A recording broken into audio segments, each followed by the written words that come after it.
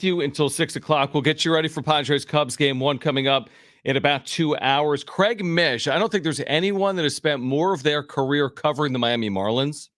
I don't know if that's a good thing or bad. Either do I, to be honest. Now, they do have a couple of World Series rings, but they've also had some really down years, like the better part of their franchise's history. So Craig Mish will join us coming up at 3:30. He's been all over this Luis Arraez deal, and he's covered Arraez for the last couple of years since he got traded there. So Craig Mish, who covers the Marlins for the Miami Herald and MLB Network, he's going to join us coming up at 3:30.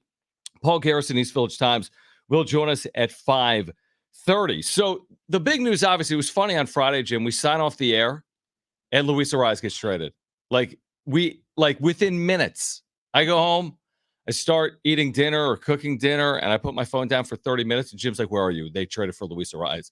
So that happened Friday.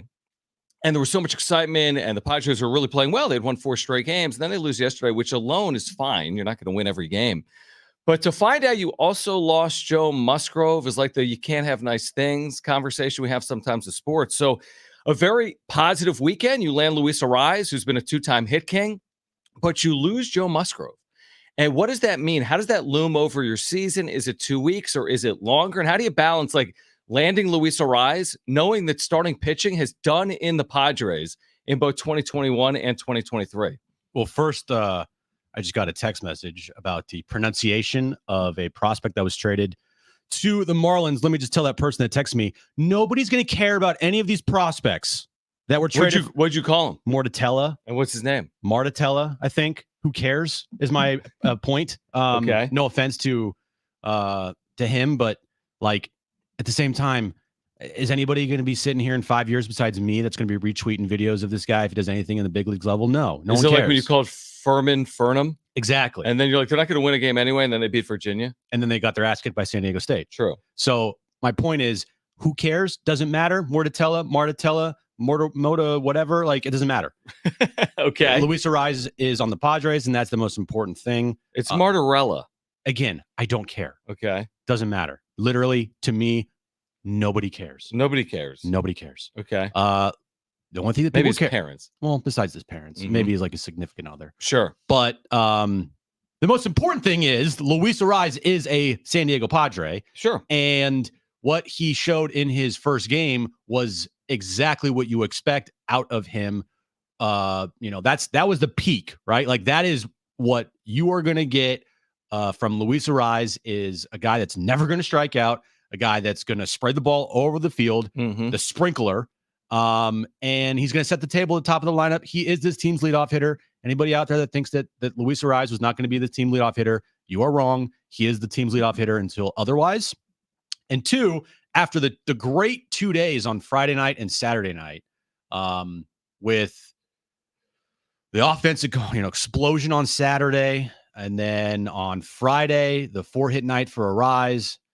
And like you said, it's all met with just can we just have some nice things for longer than a day? Because Joe Musgrove going on the IL, to me personally, this is just my opinion, I expect the worst with these types of injuries. Sure. Or these types of instances, or these types of phrasings, like elbow inflammation. I'm sorry. I've seen what elbow inflammation has done to Padres players while they have been put on the IL. And more often than not, it does not end well for those players. I can't name a player that got elbow inflammation and was back like that. I expect this to be a longer term thing. I hope I'm wrong, because I know that they're labeling this as precautionary. But I just have to expect the worst here, hope for the best, because it's an elbow thing. It's not a neck thing. It's not like a ankle twist of the ankle or whatever. Elbow inflammation, that's a scary, scary thing to hear. It's a scary term. And like we said, sometimes with the Padres, we get enamored with shiny objects, and we talk all about the offense. And Arraez is a brilliant table setter. It's the numbers speak for themselves. I'm not going to delegitimize anything he's accomplished. He is a great hitter. I think he's fully capable of hitting here. Fully capable, which is easier said than done. And I think San Diegans are truly going to appreciate his skill set because of what, it has meant to Padres baseball before. Not to say he is Tony Gwynn, but he's a modern day example of someone that can use all fields. But with all that being said, I don't have to look very far into the rearview mirror to see some seasons getting side railed. were sidetracked because of starting pitching issues. I go back to last trade deadline. Joe Musgrove goes on the IL. They weren't prepared, and they really dipped in August. I go back to 2021. They were a capable offensive team. They started 37-21, I think, that year. And then all of a sudden we saw like Vince Velasquez pitching in the second half of the year, and Jake Arrieta. Shout out Jake Arrieta with the Cubs and Padres about to play. I don't want to shout him out later this afternoon. But my point is this. You could have a really good offense, and I think the Padres do. They're averaging 5 runs per game. I think they have like a top third offense in baseball. I think it's sustainable. But their pitching, Jim, hasn't been good. In fact, it's been bad by and large. And now you just keep adding question marks with Musgrove. Now, again, Darvish returned after 15 days, but he didn't have elbow inflammation. We'll see Darvish here today. So here's my point. If I'm putting like on the table the good of Arraez, I hope it's not canceled out by the bad of Musgrove. Now, in the short term, I don't think it is. But if it becomes long term, you could easily say they're canceling each other out. If not, it's more of a concern without Joe Musgrove than it is a gain of having Luis Arraez. Because what you did with Luis Arraez is you added one of the best hitters in the game to already a pretty damn good offense this year. Mm-hmm. And now you lengthen the lineup out. You have a legitimate, proven leadoff hitter that is never going to strike out, like ever. I mean, I think rarely strike out. I think 35. You can expect like around 35 to 40 strikeouts in a season for a guy that could have 600 plate appearances. Mm-hmm. That's incredible. It is. It's amazing. I think he has only 11 this year, and he's approaching 160 at bats. That's a really good. That's really good. And it lengthens everybody out. You're 1, 2, 3, 4 in the lineup. I don't think will ever change unless Manny has an off day, which today he is out of the lineup. Is that interesting to anyone? Interesting. But why would he have an off day against a left-handed pitcher? Well, yes, I don't know why. And 2, they called up Donovan Solano today, and he is playing third base. So I'm kind of like, what's going on here? But isn't that a little now again, Manny can have off days to just pivot for 1 second. I'm glad you mentioned it because Manny in his career kills left-handed pitching. Yeah. He's better against left-handed pitching. And again, with veteran players that are coming off injuries, is it bad that my mind always goes to injury? Not that he's hurt, but is it something they're dealing with? He missed 4 days for paternity. He hasn't missed time since. He's been back in the field. I thought at the very least he would DH today against a left-handed pitcher, as good as he's been against left-handed pitching. I think he's been very good against left-handed pitching this year. Yeah. I mean, I'm not going to jump to any conclusions here. Yeah, but isn't that, of all, I would give him an off day against a righty is my point. Correct. It's a little interesting. Yeah. Little. And you have an off day Thursday, so you're kind of like, why not just play it out? Right. But anyway. Okay. Yeah, not the end of the world. I'm with you on that. Anyway. So that's what Luis Arraez does to this lineup. He gives them that the depth that they needed, that hitter that they needed. I don't think him not being a power guy is that big of a deal because he's just, we know what happens if you bring just a pure power guy to Petco Park. It's not going to really end well. Right. And so for him at Petco, the dimensions and how he plays the game and how he sprays the ball over the field kind of just fits exactly the type of park that Petco is with how he approaches the game at the plate. That's all great.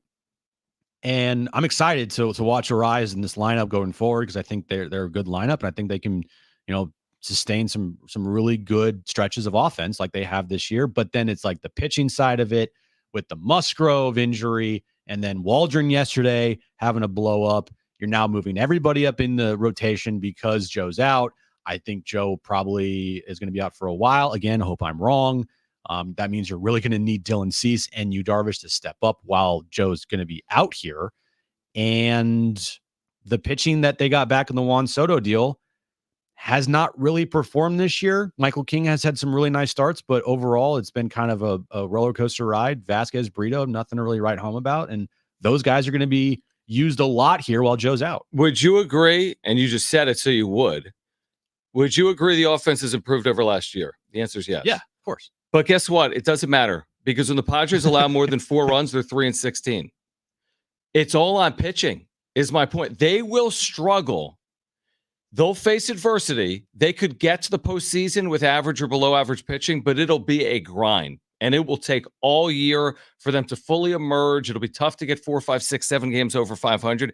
They'll need a prolonged stretch of really good starting pitching, in my opinion, for this thing to really unlock. They're 3-16 when they allow more than 4 runs. You know what that means? they've allowed more than 4 runs more often than they've allowed 4 or fewer. So more than half the time this year, they've allowed 5+ runs. So you can have the best offense in the world.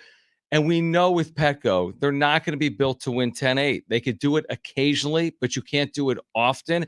And I look at a rotation, to your point, that has Matt Waldron in it and doesn't have really an answer on the other side. It's got, what, a 5.5 or 6 ERA right now? Almost a 6. Now he with gave yesterday. Yesterday. Yeah, but it counts. Yeah. And then you don't have Joe Musgrove, and I'm not exactly counting on Randy Vasquez. Like, my one guarantee today is Dylan Cease. Now, Yu Darvish can be that guy.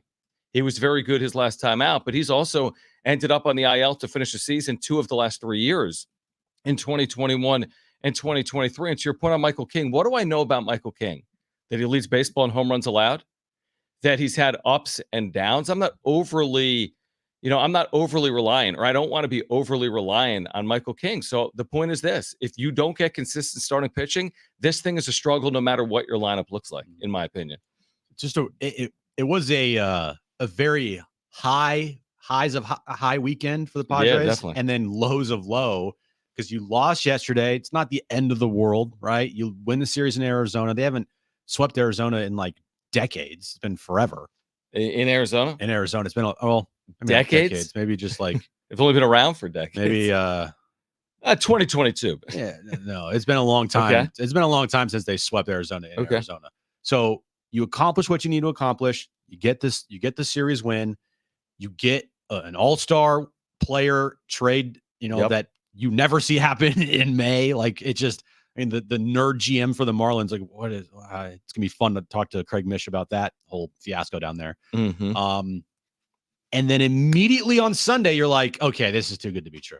Because it wasn't the loss, it was the Musgrove It wasn't news. the loss at all. The loss to me was completely secondary. Yeah, I mean, you win 2 out of 3, you're fine, especially on the road. Yeah, I mean, the Waldron conversation, if Joe was still healthy and didn't go in the IL, then we would start with the Waldron discussion today. But again, it's kind of like there's more important things here, and that's the health of Joe Musgrove. Yeah. And just the way he ended last year, John, with the shoulder capsule injury, right?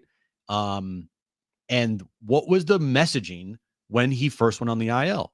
Almost like what they said this time. It's precautionary, short term. He's going to be back. Like, he's going to hopefully do this, do that. And then I think they kind of realized, okay, we're not in a position to push this here. Well, that's the thing. What if they were?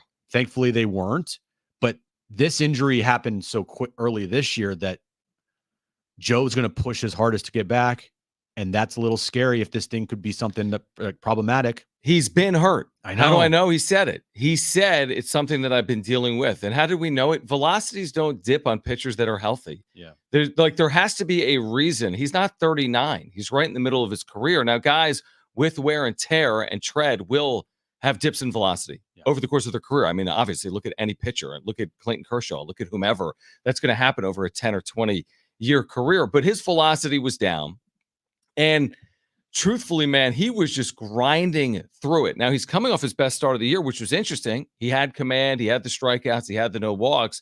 Then he goes on the IL. Even with that start, which was very good, and I agree, 6 innings, 2 runs, 9 strikeouts, no walks. He's got a 6.4 or 6.35 ERA. So I don't know, to your point, how dependable or how trustworthy is him. Not because you don't trust Joe, but if he's not healthy, he's not healthy. That's not his fault. So if he gets back out there, are you going to be like, man, this is the guy I'm counting on to be my ace and have that 2.85 ERA from here on out? It's going to be Cease and Musgrove, or it's going to be Darvish and Musgrove, or whatever leading the way. Are you really going to think that when he gets back on the mound after an IL stint, when his first 8 starts, he's got a 6.4 ERA? And it's not just any IL stint. This is a elbow inflammation precautionary, because if he goes out there and continues to pitch, maybe the worst happens type of IL stint.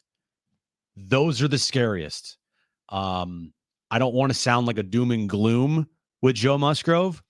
I trust Joe Musgrove. I have said even through his first month of the season that's not been good, that I still trust him to turn it around. But I just I mean, you're already basically saying right now, it's been reported that they're probably going to go get some scans of this thing now. Yes. Like, that is going to happen. That leads down a path Well, then you start finding things you don't want to find. You don't want to go down that path this early in the season. Yep. Anytime in the season, frankly. So the whole thing is scary. The whole thing is scary.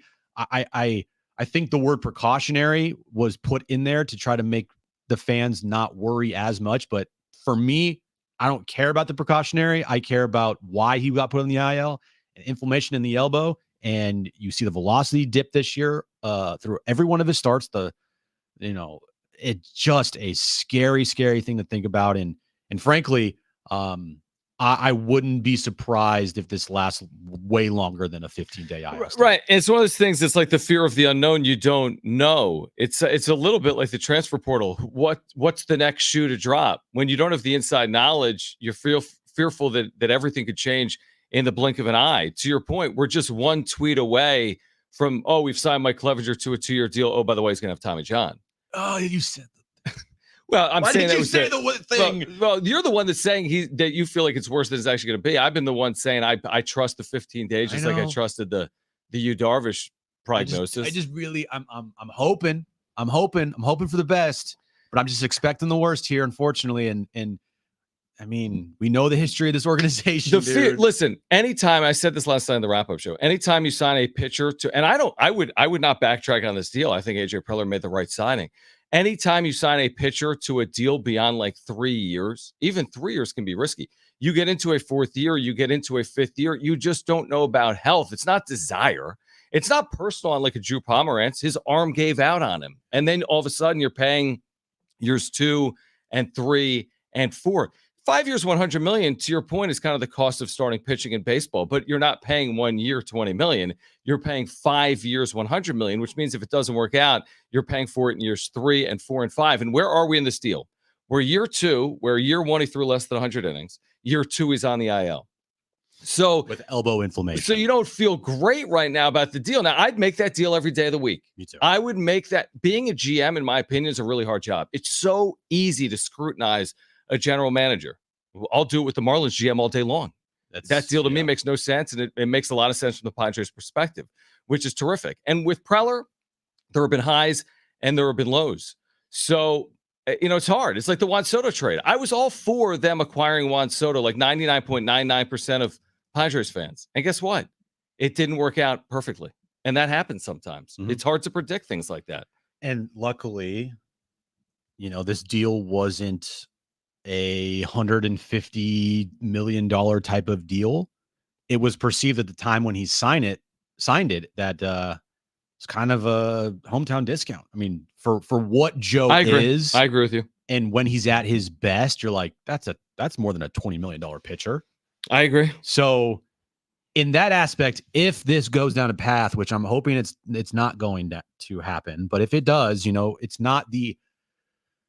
it's going to be bad. No question about it. Sure. But it's not the end of the world, is my right. take. You're saying you haven't completely, even if there's some type of season-ending injury or something that's prolonged, or he doesn't live up to where he was before the deal. Yeah, you haven't completely ruined your payroll by paying a starting pitcher $20 million. This is an 11 years, $280 million. Right. Yes. No, you're right. I agree. So it's now again. We might be completely me, not you, but me. I might be completely overreacting. You may not be. I mean, you fear it.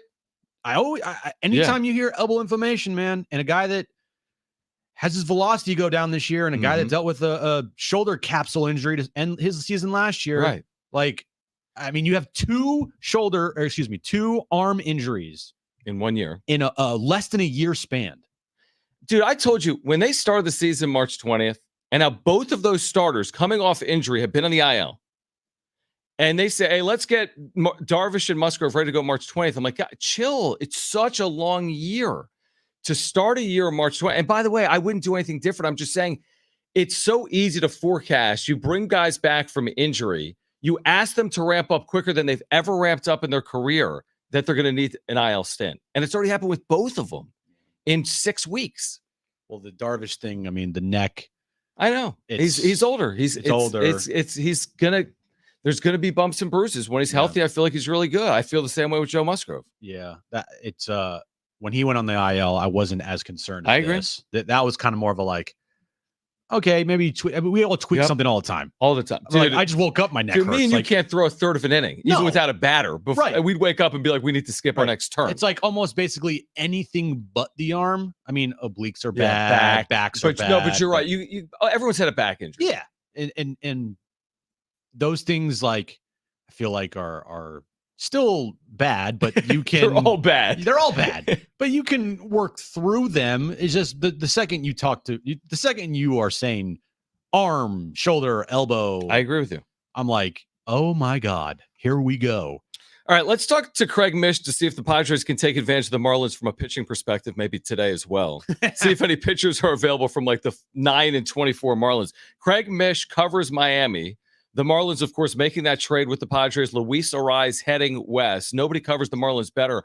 Why now? What can Padres fans expect from Arraez? What type of individual is he? Craig Mish has firsthand knowledge. He's been in that clubhouse a lot. So Craig Mish, Miami Herald, will join us on the other side. We're just getting started with you until 6 p.m. Stay with us on Jon and Jim.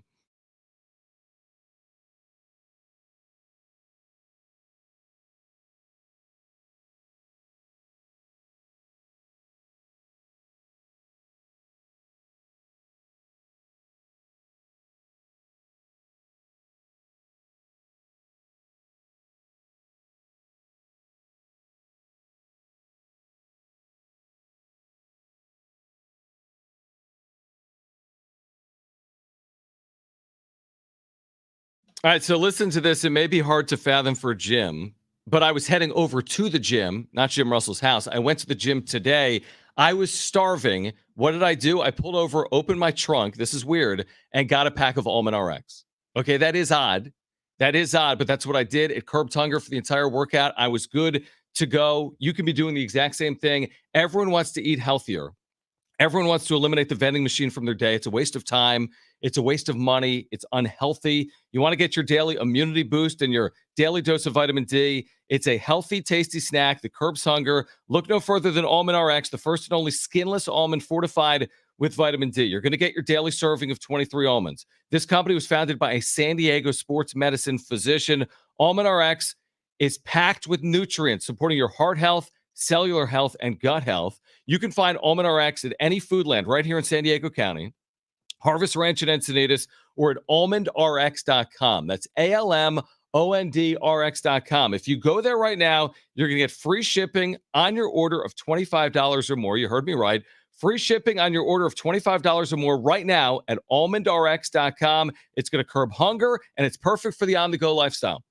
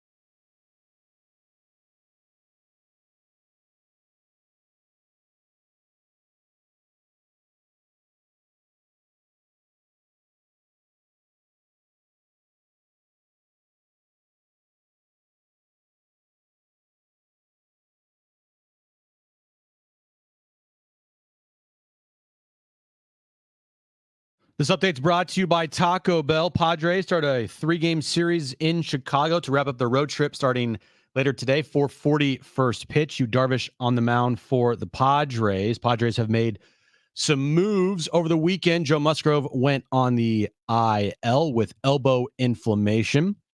Today, the Padres called up Donovan Solano. He is in the lineup tonight playing third base, and Manny Machado is taking the day off. And if you've lived under a rock, Luis Arraez, he was traded here for 4 prospects on Friday night. Taco Bell is introducing the new Cantina chicken menu with a new Cantina chicken burrito, quesadilla bowl, and tacos featuring their new slow roasted chicken. Try the new Cantina chicken menu today at a participating U.S. Taco Bell location while supplies last. Contact store for participation, which varies.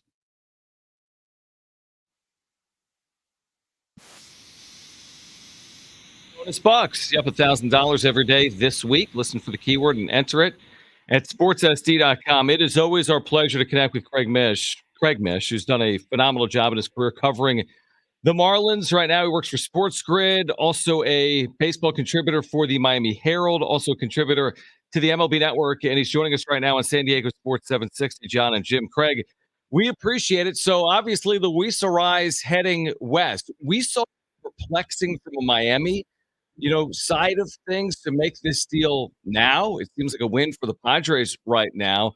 Why this timeline for the Marlins organization? And thanks for hopping on. Yeah, I think that anytime a trade happens in May, it's unusual, and you don't see it very often in baseball. Usually the teams don't wave that white flag like Miami is this early. You see it sometimes in June, but really more so in July at the trade deadline. But I think from Miami's perspective, this is a player who they were not going to sign long term. So the question became, when were they going to deal him? Probably not what if, but when. And they definitely canvassed the league in the off season to see what the interest was. They really didn't get a ton.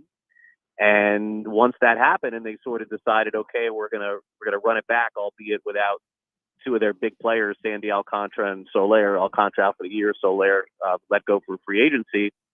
I think they realized, guys, pretty quickly that there was going to be no running this back. This team was not going to be very good without them. And coming to that realization, the next question becomes, are we going to run the risk here of something happening to Arraez or him not performing? And then all of a sudden, we're not going to be able to get nearly as much as we could have now. So inevitably, they decided to do the deal with the Padres, and that's kind of what happened. First-year GM Peter Bendix. What is, I guess, the fan base's thoughts on Peter Bendix as a GM and kind of the things that he has said so far, talking about the sustainability of the future and kind of on the verge of blowing this whole thing up here. What's the fan base's reaction to everything that Peter Bendix has said and done as first-year GM? Well, look, I mean, you can imagine it's been, I don't know, 98% negative thus far. He's getting crushed. I mean, that's just the nature of the job right now for him. I don't think that anybody, whether it's the fans or Peter Bendix included, thought that Miami would be the worst team in baseball, or better yet, the worst team in the National League. I don't think anybody saw that coming, because the team was still at least mildly talented. Nobody thought they were going to win 90, but I don't think anybody projected them to lose 110, which is certainly what they're on pace to do right now. So the fan base is going through it with a lot of losing like game after game. It doesn't matter what your team looks like, you're going to take a beating that way. And as I've said on social media and probably on a lot of different podcasts and interviews like this, the danger zone in baseball is playing for the middle. And that's kind of what the Marlins decided to do. They said, our team is pretty good, not great. Let's just run it out there, see if we can compete, see if we can win 80, see if we can win 77. A lot of the projection systems and sports betting numbers had them around 75, 76, 77 wins.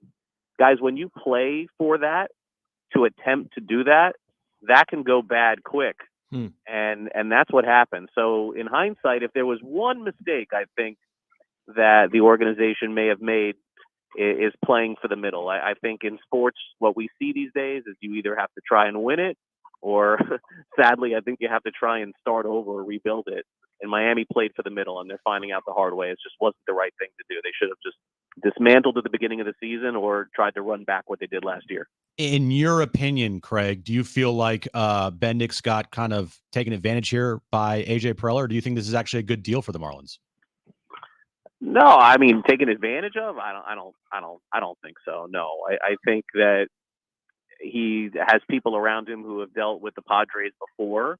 And while, maybe Preller has made some deals in the past that could be looked at with one eye open and one eye closed, maybe like The Rock with that eyebrow up. I don't know that this is one of those deals, but there is that reputation there that you got to be careful when dealing with the Padres. I will say that. But in this deal in particular, no, I don't think so. I think that this was just Miami trying to get as many prospects as they could for a player that they were not going to have in the future, adding some money to the pot to make sure they got several players. I don't think this deal would have included 4 had they not paid Arraez's salary. That makes sense. Craig Mish is with us right now. He covers the Marlins for the Miami Herald, also MLB Network contributor, Sports Grid as well, with us right now on Jon and Jim. Can you tell us, we know what type of player he is on field. I mean, you could just look at the numbers. He's a modern day all fields hitter, which is pretty rare. What type of individual is he for a team? I mean, you've been around him over parts of the last couple of years. What type of player is he in a clubhouse with his teammates? Well, I would say this. He was only here a short period of time. So I don't want to make I had a great relationship with him, because when a player is only in-house and you're covering a team, and I'm not nearly around in the clubhouse like a normal beat person is, but I am around enough to get to know people. I would say that he's very dedicated to his craft. There's nobody more passionate about hitting than him. He wakes up, puts his pajamas on, and has a hitting clinic in his own house every day. He definitely in the clubhouse is very well liked. I think that if there was any detriment from what I heard over the last year and a half, is that his dedication to his teammates, I know this is going to sound crazy, was almost too much. Like when the Marlins decided to trade Gene Segura. I don't know if you guys remember last year, Gene Segura was on the Marlins for a period of time.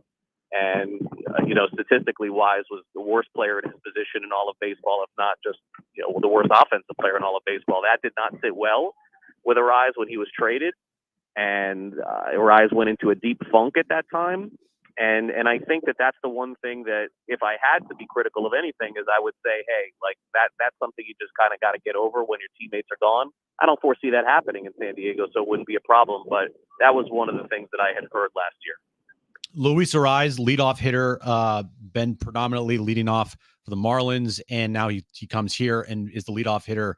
What type of player are you seeing the Padres implementing here with being a leadoff guy and making sure that he sets the table for everybody? Yeah, I think he's a throwback player to Wade Boggs, Tony Gwynn, Mark Grace, like that kind of player that doesn't exist anymore, that can just basically spray the ball around. So he's worth a lot more to the Padres than he is to the Marlins. Let's make that clear. He has a lot more bats behind him, and Tatis and Machado and Bogaerts and a lot of the other guys in that lineup.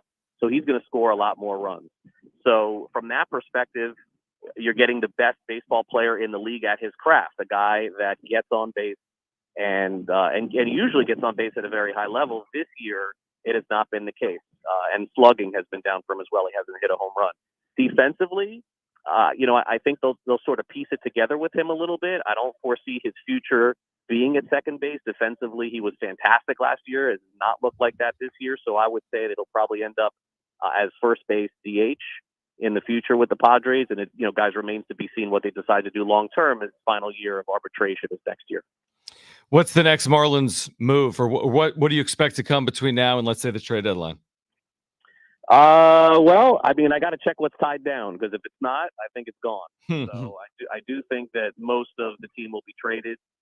I don't foresee them trading Sandy Alcantara. I don't foresee them trading Yuri Perez. Both those players are out for the year. It would be a really sell low, I think, with them. But I definitely could see Tanner Scott being dealt. He's in the final year of his contract, and he's a closer. He could probably help somebody out. I wouldn't be surprised to see Jazz Chisholm traded as well. even though he's got a few years of control remaining. Jesus Luzardo's coming back from injury. I expect him to be moved at the deadline. And I think they have some other valuable pitchers that they probably would consider moving. The next couple of years are going to be tough for the Marlins, but they're hopeful that the future of drafting and developing is something that will work out. It has not worked out for them the last 5-6 years.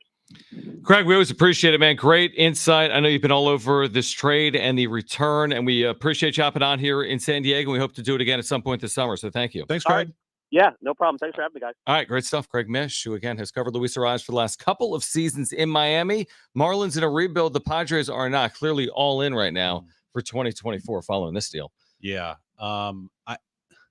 It's hard for me to look at the deal right now and not think to myself, and yes, I'm probably coming from a biased standpoint, and not think that the Marlins got a little worked here, because it doesn't seem like some spectacular return considering they also took on the money. That's the part where I'm like, okay, not only are you making a trade in May when you could have waited to the deadline and probably gotten more for a guy, depending on, imagine if Luis Arraez was playing really well at the deadline this year. You know how many calls you would get on that? I guess the argument is, what if he wasn't?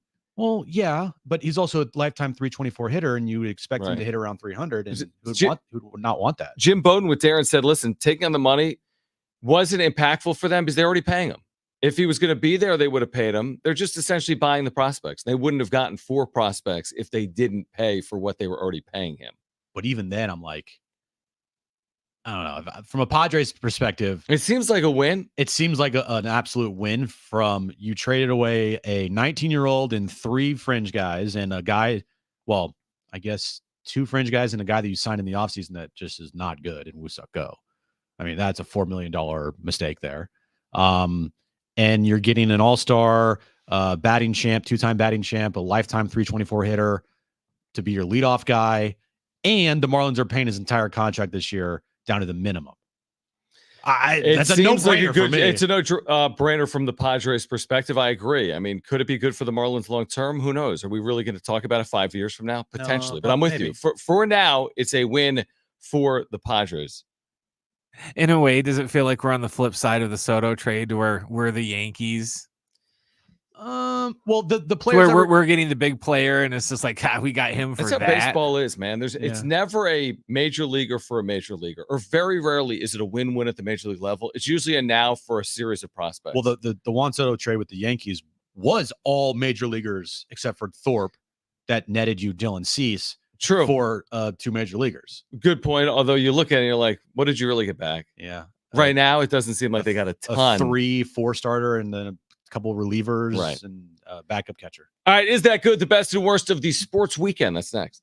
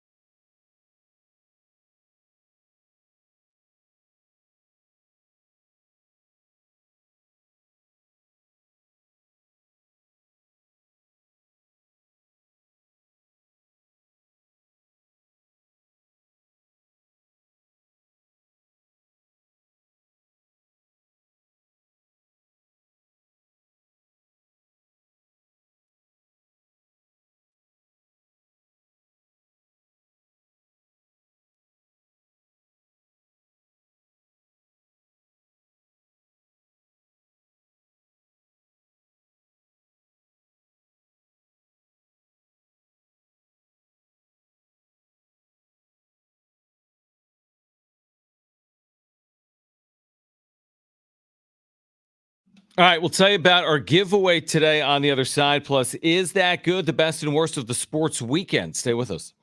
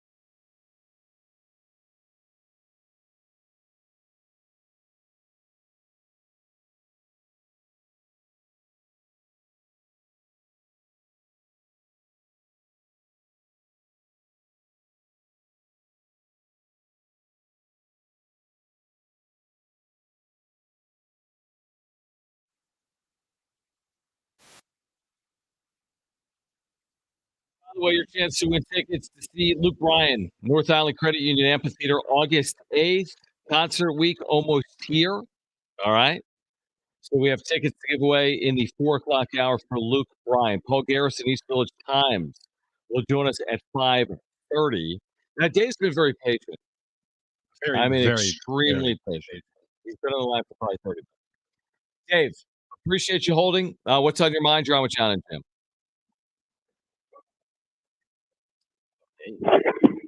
See, he's Well, yeah, that's the thing. I don't his blame him. He's phone been, down, waiting for and 30 like, minutes. yeah. I don't blame him. Dave, do we have you? Oh, there you go, guys. I got you now. Okay. What do you have for What's us? Sorry up? about that. No worries. Got caught up answering the mailman. All No good. worries. Okay, listen, back to Joe. I had the opportunity to talk to Jim Bowden about the socket injury. And these are going to be his words, not mine, Mhm. mind you. His experience as a GM is that the socket injury does not heal itself. There's not a way to surgerize it. Obviously, you go in and you try to strengthen the tissues around it, the muscles, what have you. The problem he relayed is, in his experience as a GM, is that most pitchers that have socket issues lose their command and control. This is what we've kind of seen symptomatically on and off out of Joe since he's, come back from last year. And we also know that he's been experimenting with other pitches, et cetera, et cetera. And so what you have here, potentially anyway, I'm not trying to play doctor, but clearly you've got a case where you've got a pitcher trying his hardest to make up or compensate for a very serious injury. And now what happens is you overcompensate using another part of the arm.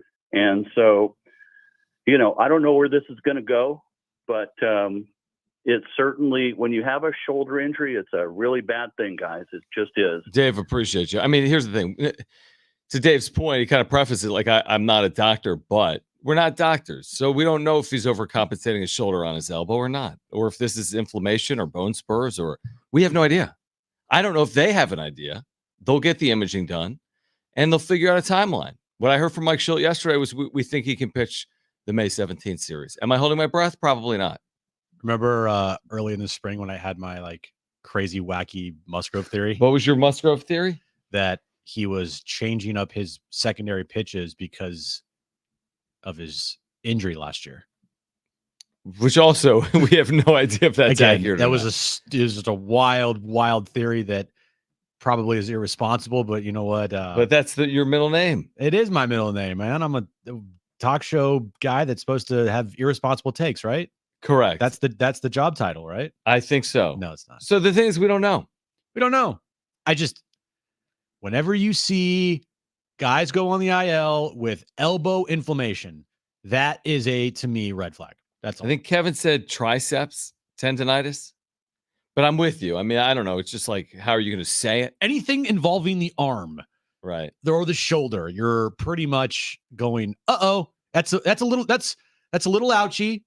No, that's beyond a little ouchie. What was the that leads to a an or an owie and then an no or something. An no. Yeah, it's a little ouchie for Joe that might lead to a big owie and then a no. I know. Little ouchie? Little ouchie. All right. Is a little ouchie. Let's do rapid fire on this right now, Brent, if we can. Is that good? Wilcox, snapper, Huber, holder, from 29 yards away. Oh, he missed it badly.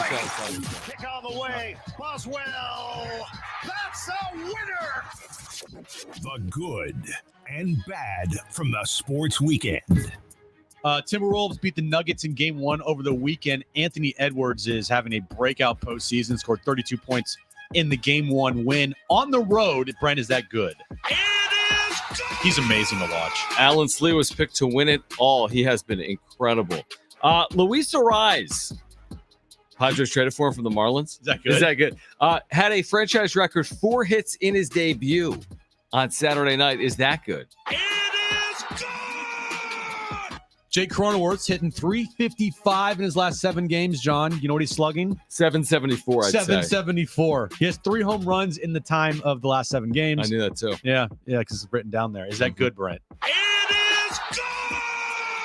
Do you know the A's record? Yeah, it's 17-18 overall. That's right. So good. Are you kidding me? The A's have the same record as the Padres. One game under 500. A higher winning percentage, actually. No, the Padres have a higher winning percentage by playing more games. Anyway, they're 17-18. They're 2 games out of first place of their division. Is that good? It's pretty good. This is their master plan. Obviously, ownership is really invested in this team, hoping to win for Oakland. It's the movie Major League coming to life. No doubt. Jerkson Profar, he's hitting 344 on the year. That ranks sixth, maybe? Sixth, maybe? Yeah. Just read what I wrote. Yeah. 6th in all of baseball for qualified hitters this year. Brent, is that good? It is good. Do you know how many TV viewers the Kentucky Derby drew this weekend? Around 16.7 million. That's right. And that's the most since what year in your mind? Oh, hold on. The year I was born, so 1989? And Taylor Swift, too. The Derby drew I was more the important. most viewers since 1989. Who had a more important birth, me or Taylor Swift? Is that good? It is good. By the way, I didn't know 17 million people watched the Kentucky Derby. Now, again, most since 89. I know it had the photo finish. It was all for the WrestleMania announcement, John. Is that what was the announcement? That They're going to have horses? That WrestleMania is in Las Vegas next year. And they're like, hey, we wanted to tell you now here at Churchill Downs. Well, in the middle of it, yeah. Is that why the Super Bowl draws? Because they have like special ads promoting movies? Oh, that's a crazy thought. Yes. I mean, here's the thing with the Derby. How long does it take? 2 minutes and 20 seconds? Maybe less. It's not that long of an event, but I feel like people watch before and they watch after. It's not even about the horses race. I know. But everything around the it. betting, Gambling. Yeah. right? The culture, the hats, the dresses, the suits. It's such a weird season. Like when I think about the horse race season, the Triple Crown, like you have 3 2-minute races. Yeah. 17 million people tune in to watch that. It's incredible to me. All right. On the other side, we will get to the wrap. Also in the 4:00 hour, we'll give away those tickets, 2 tickets to see Luke Bryan coming up August 8th at the North Island Credit Union Amphitheater. Hour 2 of Jon and Jim is next.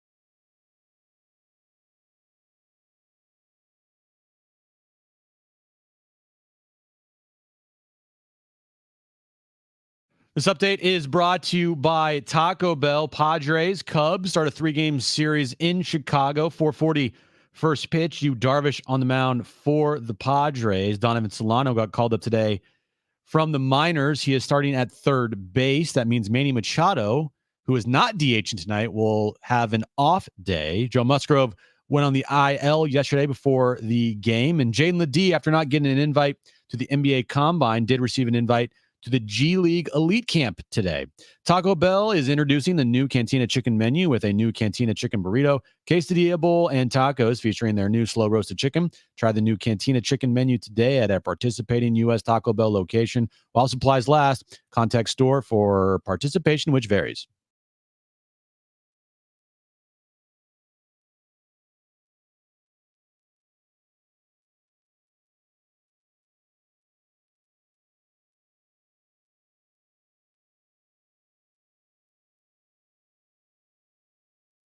All right, San Diego and Southern California, what's going on? This is hour 2 of Jon and Jim. This hour, your chance to win a pair of tickets to see Luke Bryan, North Island Credit Union Amphitheater, August 8th. You might know this, Jim. Concert week is almost here.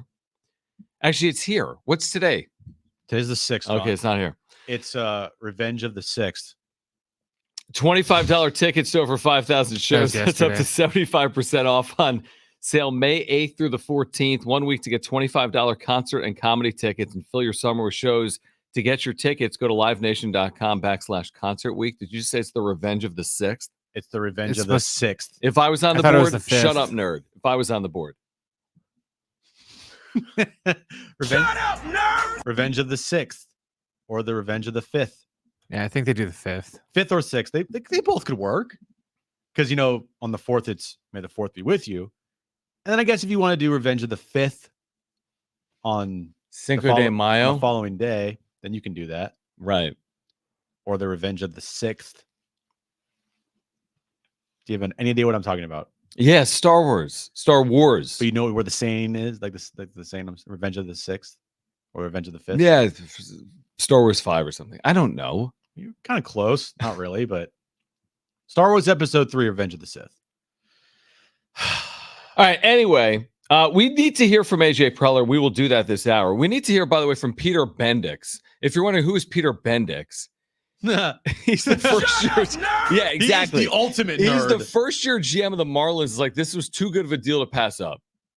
I kid you not, John. And this wasn't even the first time I listened to Peter Bendix. When else? When he was talking about Luis Arraez, I saw somebody post something that he said, I think maybe a month ago. Okay.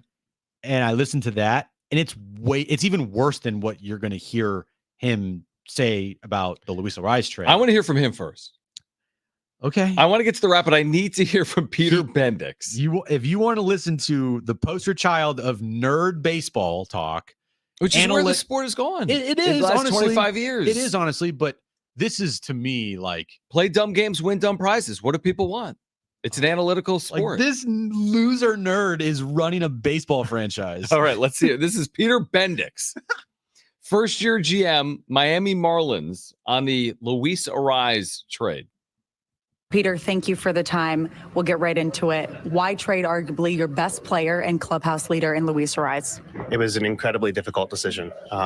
He's not just a great player, but he's a phenomenal person, a phenomenal leader, and we don't take those types of decisions lightly. Ultimately, felt like this was the right decision for the Marlins organization to help get us to the place that we need to be. Why on May 3rd? It really came together fairly quickly and felt like this was too good of a deal to pass up, frankly. What is the message that this trade sends to both the team and the fan base? I understand that it's a difficult message in the short term. Not going to run from that, and this is a very difficult type of move to make. Ultimately, this was the move that we felt like we needed to make to get the organization to the level of long-term sustainable success that I set out when I came here. This fan base, understandably so, has been through their share of rebuilds. What is your message to them? We have a goal from day one. That goal is unchanged. We have one eye on the present, one eye on the future. Given our frustrating start to the season, this move was made more towards the future than the present. But that goal of making disciplined moves towards a long-term, sustainably successful future, that goal remains our top priority. I hate sustainable success in professional sports. This goes back. I love the riverboat gambler like Preller. You can love and hate every single day and every single year, but at least you're trying to win.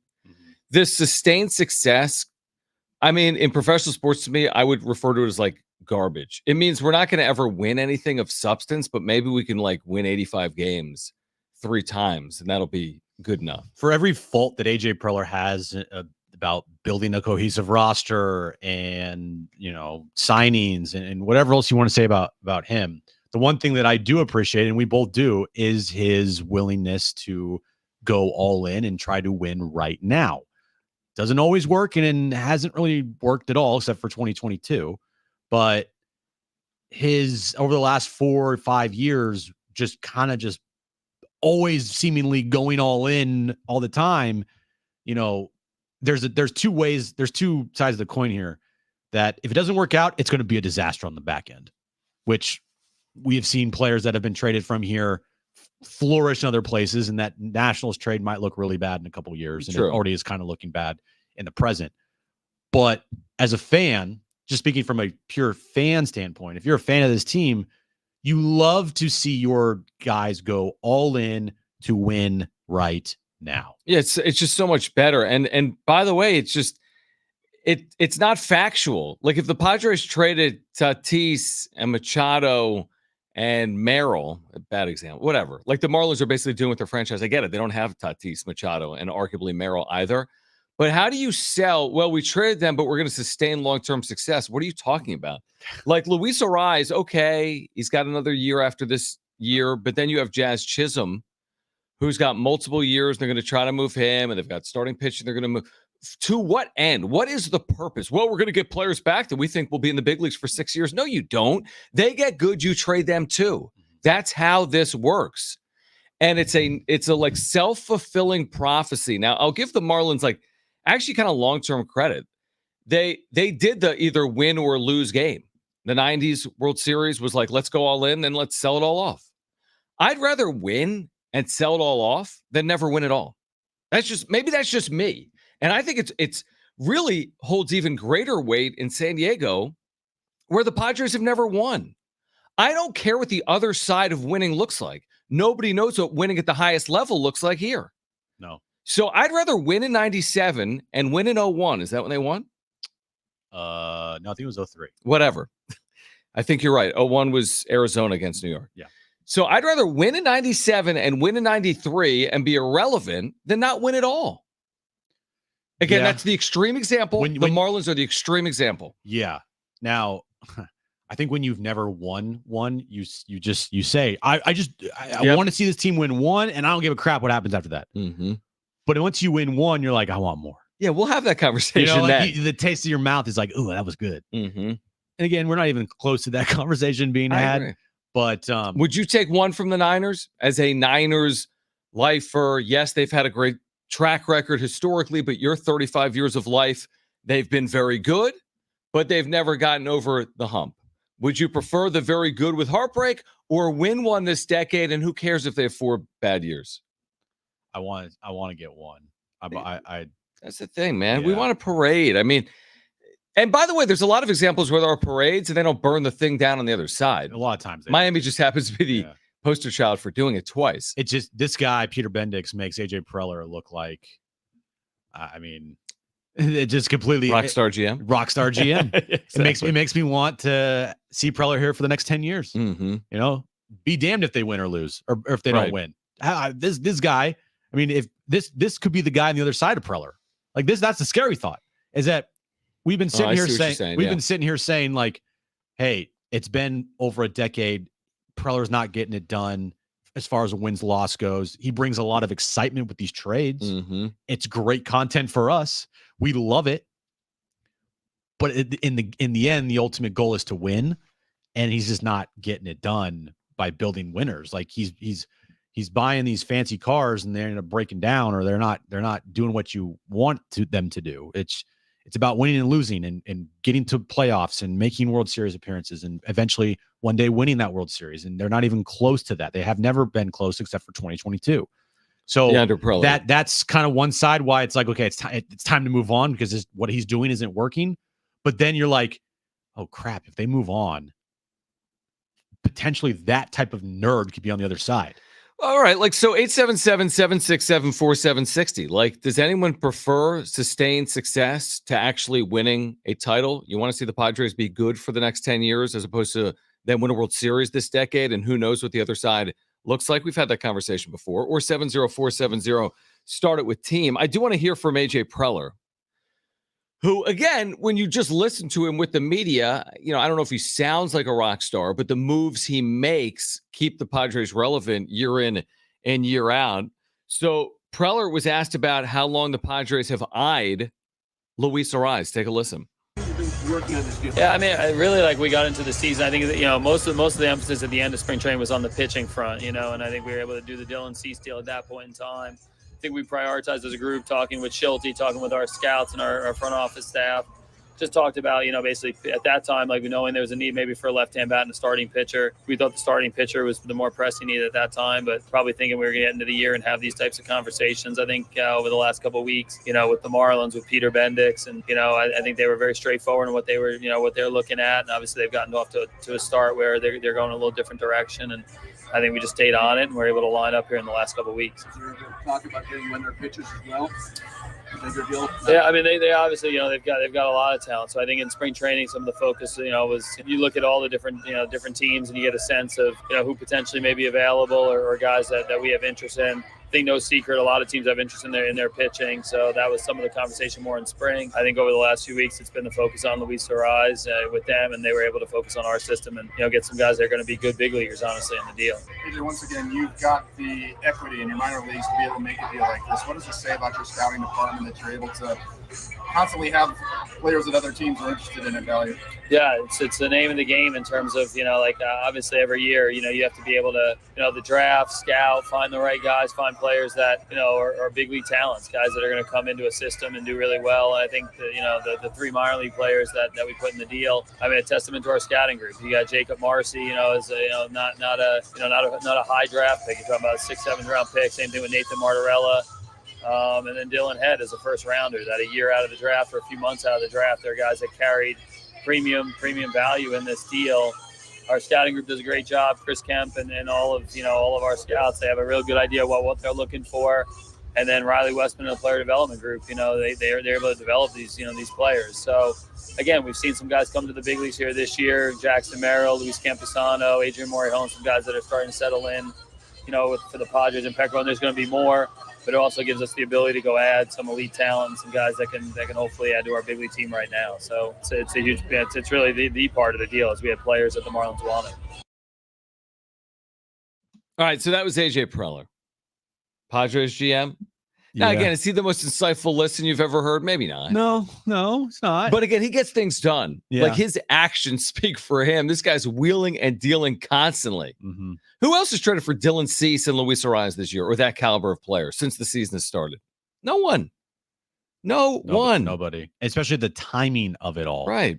And Jim Bowden made a good point today. Like, it's interesting that the two players that AJ Preller has traded for, Dylan Cease and Luis Arraez, were from teams with first-year GMs. And that's why I asked the question to Craig, like, hey, do you think that Peter kind of maybe, or not Peter, but Peter Bendix. AJ took advantage of Peter Bendix a little bit. Right. And Craig said no. Craig said no. Again, bias standpoint here a little bit. I kind of think so. Like, we'll see if Dylan Head turns into the next coming of Mike Trout, then we'll talk. But that's the thing. We don't know. The issue is, it's like we don't know about Musgrove's elbow. We don't know what's going to happen with the 2024 Padres even. Mm-hmm.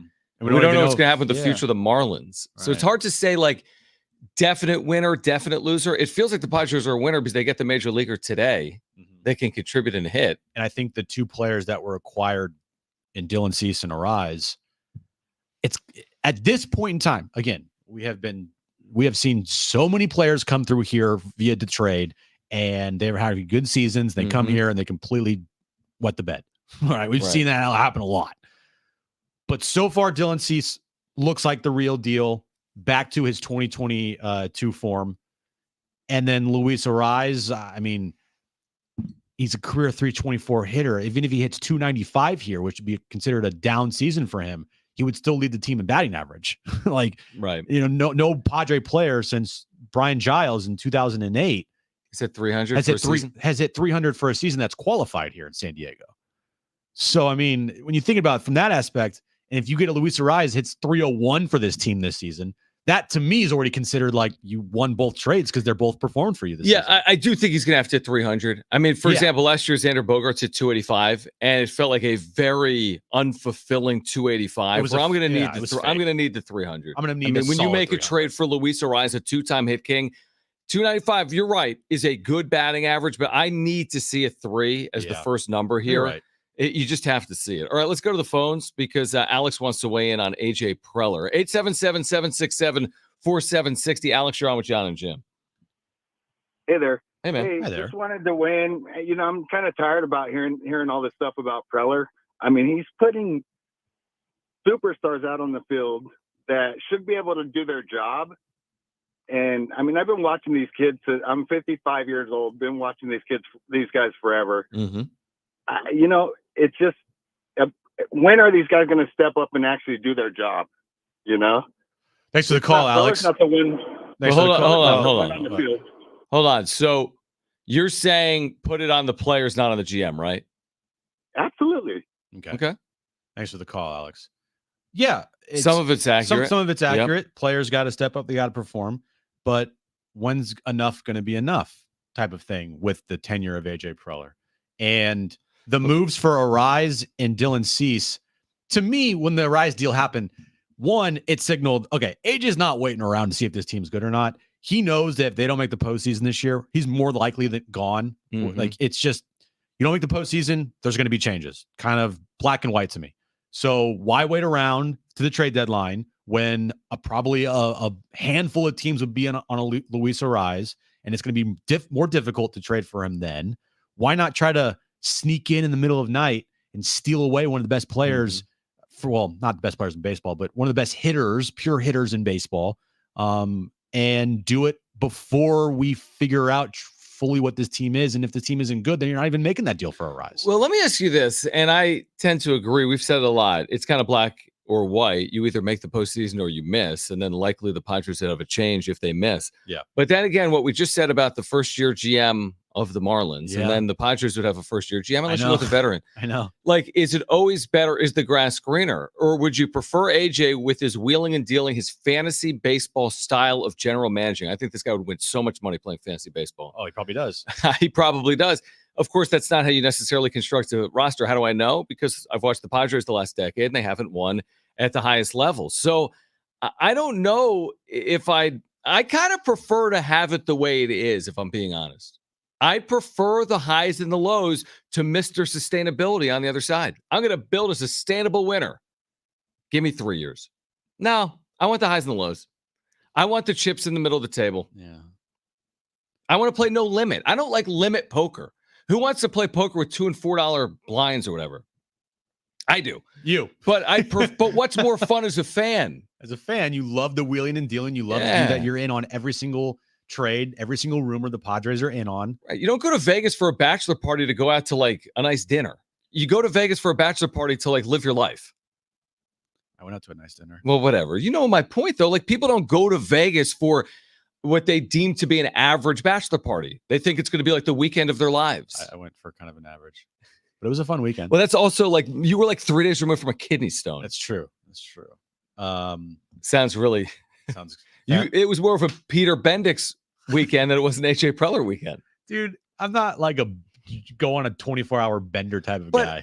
I'm not saying you, but you get my point. Yeah, I know. I get your point. What sounds more fun in your head? Going out with your buddies all night, or going out and going back home at 11 o'clock because you got to wake up in the morning and be with your 3 children? You know what sounds fun, John? Winning. Exactly. But that's the thing. Are they winning? Well, Bendix has a 9-30 team, and they were in the playoffs last year. Are the Padres winning? 17 times or 18 times. The problem is they've lost 19. Are they winning in his tenure? Are they winning in his tenure? They're entertaining. Do you want entertainment? That's why we go to Vegas. Cool. You want entertainment or do you want winning?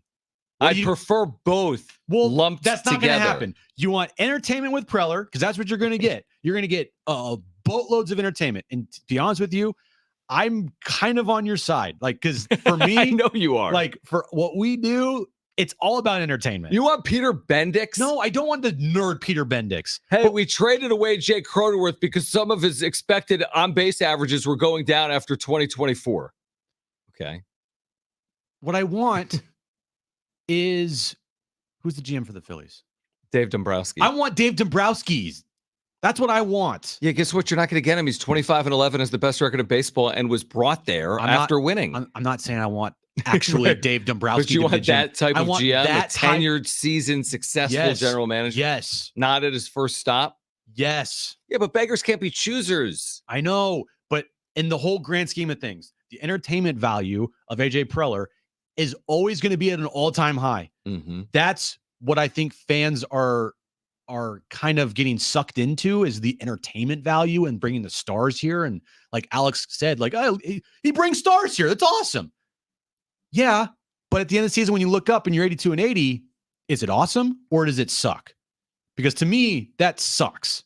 And the star power is great. Fills that ballpark up every night, 40,000 plus. You get rumors and rumors and rumors galore. Twitter is going crazy around the deadline. Our channel goes crazy around the deadline. It's great for business. End of the season. Are you in the postseason or are you not? And if you're not in the postseason, I don't know if all of the like fluff is worth it. It's a fair point. I mean, I'd make like a movie analogy, even though I don't see movies. It's like they'll market the heck out of, a Marvel movie, and it may not live up to its hype. And then there could be an independent movie that's shown in, what's the name of these, like the Cannes Film Festival, that is marvelous and spectacular and a work of art. Nobody cares. What sells is the hype. It's almost what is marketed is that. Whether it's good or not, whether the movie is good or not is inconsequential. It's been marketed well. Here's a movie reference that you just brought to my attention, which you will not understand, by the way, at all. Brent might get it. I might be completely off with this, but I'm going to go with it. Okay. Here we go. So franchises are big in movies. Okay. The MCU is the most successful franchise. I'm just using an example here. That's like a Dave Dombrowski. Maybe not Dave Dombrowski-ish, but try to make this analogy in 1 minute or less. That's Andrew Friedman. The MCU is Andrew Friedman. Consistent success, win after win after win, maybe a clunker, but more often than not, it's banger after banger after banger. No World Series, but sure. AJ Preller is like the DCU, where so much hype. The hype is through the roof. You watch the movie, it ends up sucking. And they continue to do it over and over and over again to the point where it's like, it's not worth it anymore. The hype is, dried out here, and we're just going to discontinue the whole franchise and reboot. Preller's the DCU. I want the MCU. But here's the difference. I don't know if the did DCU... I do okay, Brent? I don't know if the DCU sells tickets. He's like, Does the DCU sell tickets like Marvel? No. Well, guess what? The Padres do. Sometimes it does. No. Not all the time. The Padres always do. Maybe I'm just give me the shut up nerd. Come on, Brent. No, I thought it generally sucked. Yep, there we go. I didn't think it was a specific suck. I thought it was like an all-encompassing type of suck. Give me the shut up. There we go. Thank you. All right. The wrap is on the other side. Plus, we have Luke Bryan tickets this hour. Stay with us. I'm an idiot.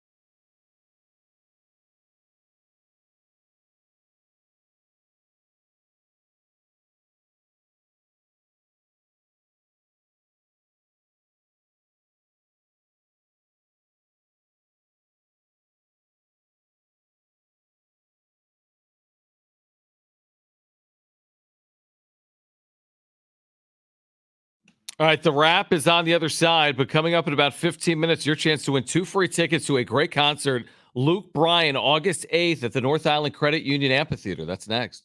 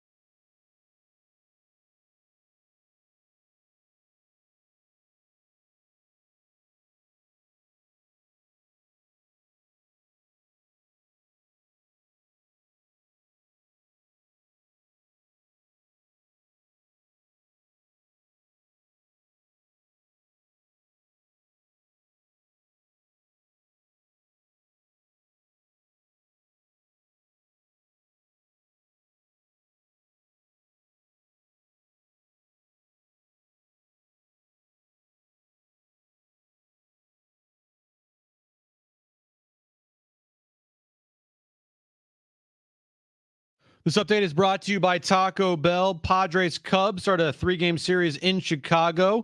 4:40 first pitch there. Yu Darvish on the mound for the Padres. Manny Machado out of the lineup tonight. Donovan Solano was called up from the minors today. He will start at third base. No word on why Manny's not starting tonight. I don't think there's anything to worry about there. Probably just an off day. Musgrove goes on the IL yesterday. And Jaden Ledee, after not getting an invite to the NBA Combine this year, did receive an invite to the G League Elite Camp today.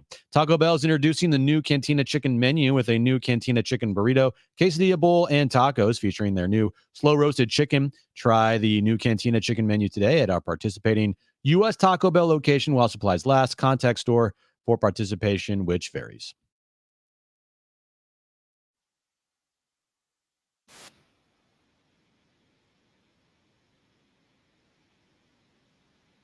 Settling in at home, just ask your Google or Alexa smart speaker to play AM 760 or stream it live through the iHeartRadio app. It's never been easier to stay connected with your favorite shows like Jon and Jim. San Diego Sports 760 goes where you go. We have Luke Bryan tickets. We will tell you when to call for your chance to win and play trivia, a.k.a. Trainwreck Radio. Paul Garrison, East Village Times, as we inch towards the summer and the return of San Diego State football will join us coming up at 5:30. But right now, let's get to this.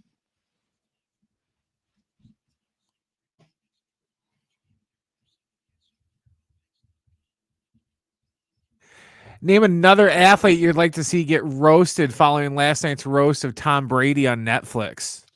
By the way, the Brady roast was fantastic. I didn't watch it 1 second. I didn't watch it in its I saw entirety. a couple clips. Yeah, I just saw clips. clips. Clips look good. And the clips that I saw, every single one was good. Yeah. Because sometimes these can be jokes that Cheesy. just don't hit. Mm-hmm. And all of these jokes, I mean, they went so far over the line. The best one I saw out of a highlight was something about he had 8 rings. He used to have 7, but Giselle gave hers back. Yeah. And there's obviously a lot of ones that we can't repeat on the radio, which Why? Well, because we can't, John. Have you heard of the FCC before? Yeah. Yeah, we can't do that. Okay. Yeah. They could do it on Netflix. So it's fantastic. Michael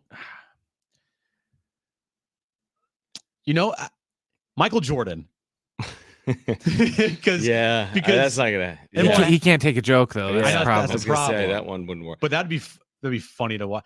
Everybody, this has Shaquille O'Neal got roasted? Yeah, I think Shaq's I think he has been roasted. I'll give you Charles Barkley. I'll go Charles Barkley. That's who I was going to say. I'll give you one, but it's almost too easy because of his family. Is Patrick Mahomes? Yeah, I feel like that's kind of like taking candy from a baby, though. But that's a guy at the top of the game. Exactly. And his wife. I know. I don't know if you'd really want that. Yeah.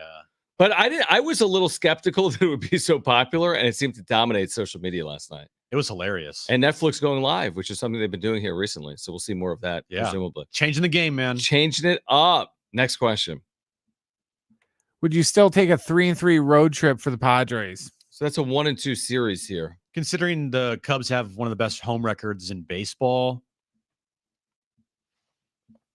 I think I would still take 3-3, but that's so soft, dude. It is very soft. So I'm gonna say no, I wouldn't because no, I wouldn't. I want to have after you win the first series, I want to have a 4-2 road trip. 3-3, you'll take it, I guess, but now it's like, okay, 4-2, let's go. I would take it. I know, softy. But here's the thing.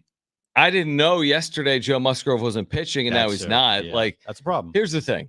They've been really good on the road. They've played good baseball over the last week. They've added Luis Arraez. They're fully capable of winning this series. Justin Steele's coming back from the IL, hasn't pitched since opening day, so he's going to be on a pitch limit. You have Darvish. And Dylan Cease pitch, yeah. Exactly. They're capable of winning the series. You shouldn't settle for them not to win this series like I just did. Like you settled and I didn't. Exactly. Well, I twisted your arm. No. Yeah. I did. Yeah. Next question. Which remaining NBA team is least likely to win the title? Least likely. I'm going to go with the Cleveland Cavaliers. Okay. I think it is a walk-in path to the finals for the Celtics in the East. Is it? Even through the Knicks? That wouldn't be a good series? Knicks will be tough. I take that back. Okay. Knicks will be a little tough. But to at least get to the Eastern Conference Finals is a shoo-in, in my opinion. I mean, they're not losing to Cleveland. Okay. The Knicks-Pacers series could be a really good series. But I think once whoever gets out of that round between the Pacers and the Knicks will have like killed each other, and then they're facing a Celtics team that probably would win in 5 or 6 games tops versus the Cavs. So I'll go with the Cleveland Cavaliers as the team that's least likely to make the NBA Finals. See, that's why I would have said the Pacers, because A, they're an underdog against the Knicks, and B, even if they beat the Knicks, they're not going to get out of the East, right? Well, the Cavs are taking on the number 1 seed right now, yeah, and the Pacers are taking on the number 2 seed.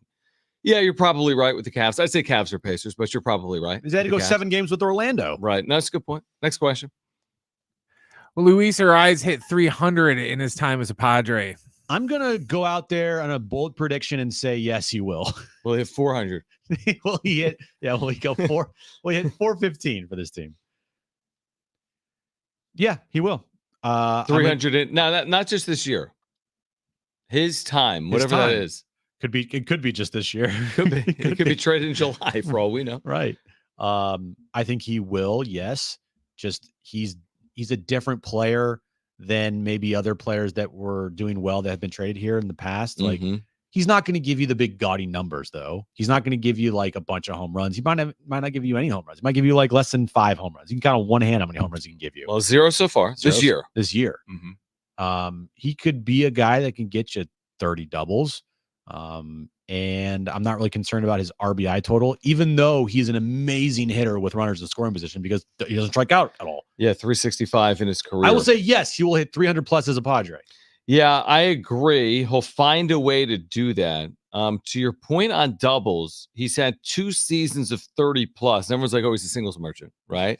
But he's had 2 seasons of 30 plus. Now, again, he's never going to have a high slug, but that's kind of the point, folks. The point is to get on base. You got enough in this lineup that was already swinging a good bat. If he gets on base consistently, this offense has only gotten better. There's no other way to look at it. And they're averaging 5 runs per game. Do your job. He leads off to get on base, not to hit doubles, not to hit home runs. He leads off to get on base. So far, so good in 2 games. And what's better than a solo home run, John? A double home run. or a triple home run, or even if all 4 people score a four home run, 4-bag home run. Yeah, 4 points. 4 points. Yeah, that's better. That's very good. What's better than a solo home run? A 2-run home run? A 2-run home run. And you right, if he's on. Yeah. You got guys like Tatis and Manny behind him that, they put multiple runs on the board because Luis Arraez will more often than not get on base a lot for you. And if he has at the end of the year, I expect him to be like a 300 or 310, 315 hitter with like a 350, 360 OPS. Sign me up. Sign me up right now. That's why they made the trade. That's what they're looking for. We have an update on Manny Machado, by the way, why he's not in the lineup here today that we'll share on the other side. I love how you editorialize the update. You're like, oh, Manny Machado's out. Probably not a big deal. What do you guys think? I don't think it's a big deal. We have an update on Manny Machado on the other side. He just tore his up. It's okay. But call right now. No, I'm not going to scare Padres fans. Everything's fine. There's a reason as to why he's not playing today that we'll share on the other side. That field, by the way, at Wrigley looks immaculate. I mean, it always does. Beautiful. Okay, call right now if you want 2 free tickets to see Luke Bryan. All right, first 2 callers will be our contestants. 877-767-4760. What? Nothing. 877-767-4760. Who wants 2 free tickets to see Luke Bryan? First 2 callers will be our contestants. The number to call is 877-767-4760. Great prize. 2 free tickets to see Luke Bryan. Are you kidding? August 8th? North Island Credit Union Amphitheater. You need to call right now. 877-767-4760. That's next.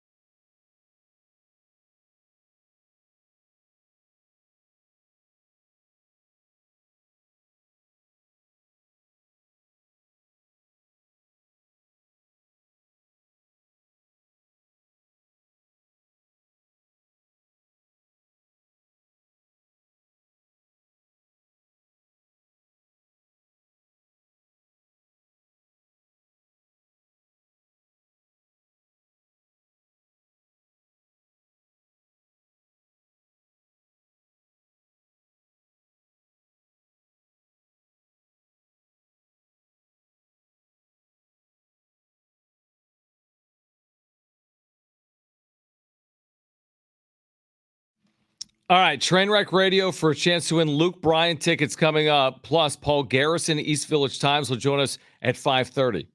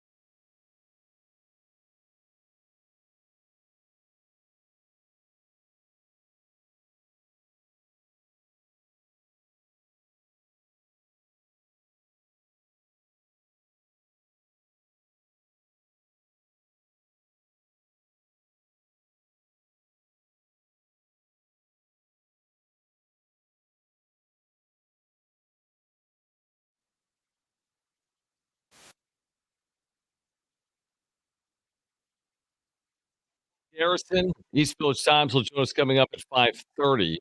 Here's your Manny Machado update before we play Trainwreck Radio. I'm like freaked out. Oh my gosh, season over.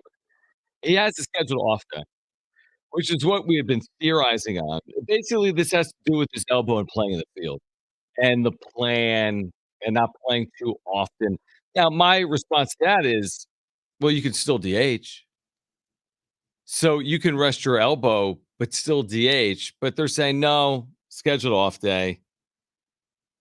He's been playing every day since his child was born, since the paternity leave. And that's true. He's played every single day since his child was born. So today's a scheduled off day. Why couldn't it have been yesterday? Like the start of series is, I'm like, Series is? Start of a series? Right. Why wasn't it yesterday? The only odd part of it to me is against left-handed Yeah. pitching because he really hits lefties. And a lefty who was starting yesterday for the D-backs? Nelson? I think? Some rando. Yeah. Was he a lefty or a righty? Might have been a righty. Or might have been a lefty. I don't know. But yeah, it's just a little curious. Yeah. Like you couldn't have called up Donovan Solano yesterday? I don't know. Right, because Donovan Solano's in the lineup today, you're saying? Yeah. Yeah. And he's been good against left-handed pitching, by the way, in his career. Solano, not as good as Machado. No. Whatever. It is what it is. At least the good news is it's not something that anybody has to worry about, that it's a scheduled off day. Because it was weird to see in the lineup, like, wait, yeah, like, where is it? Wait, what? Against a lefty? What? So yeah, and again with Manny, my thought, here's a guy that was playing like 155 plus games. So Right. I think when he gets a day off, he gets the half day off. You got to DH him. He's got to play. I know he can have an off day. I don't want to be ridiculous with it, but this year he missed 4, completely normal. Obviously, paternity that doesn't even count. So maybe he is doing off day because I think he's played every other day. So that kind of makes sense. Well, here's the good thing is if this game is close in the later innings, you have a great pinch hitting option off your bench. That's a good point. All right, let's get to it.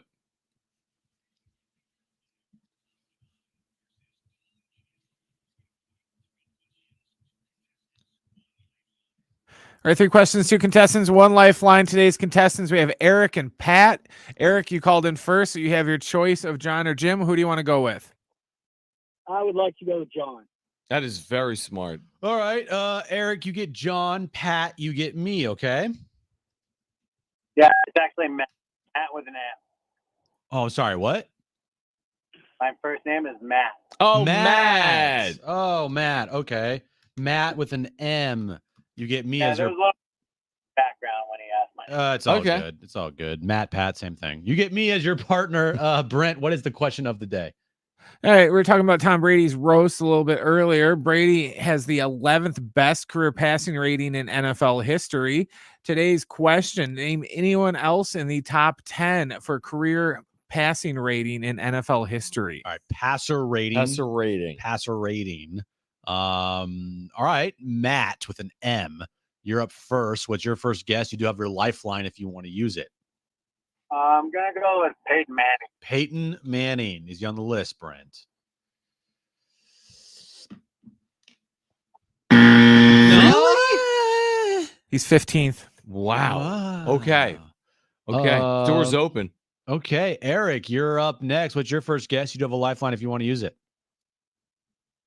How about Aaron Rodgers? Yeah, that's a Aaron good Rodgers guess. on the list. Yeah, good guess there. All right, Matt with an M. What is your second guess? You do have your lifeline still if you want to use it. I'm going to go with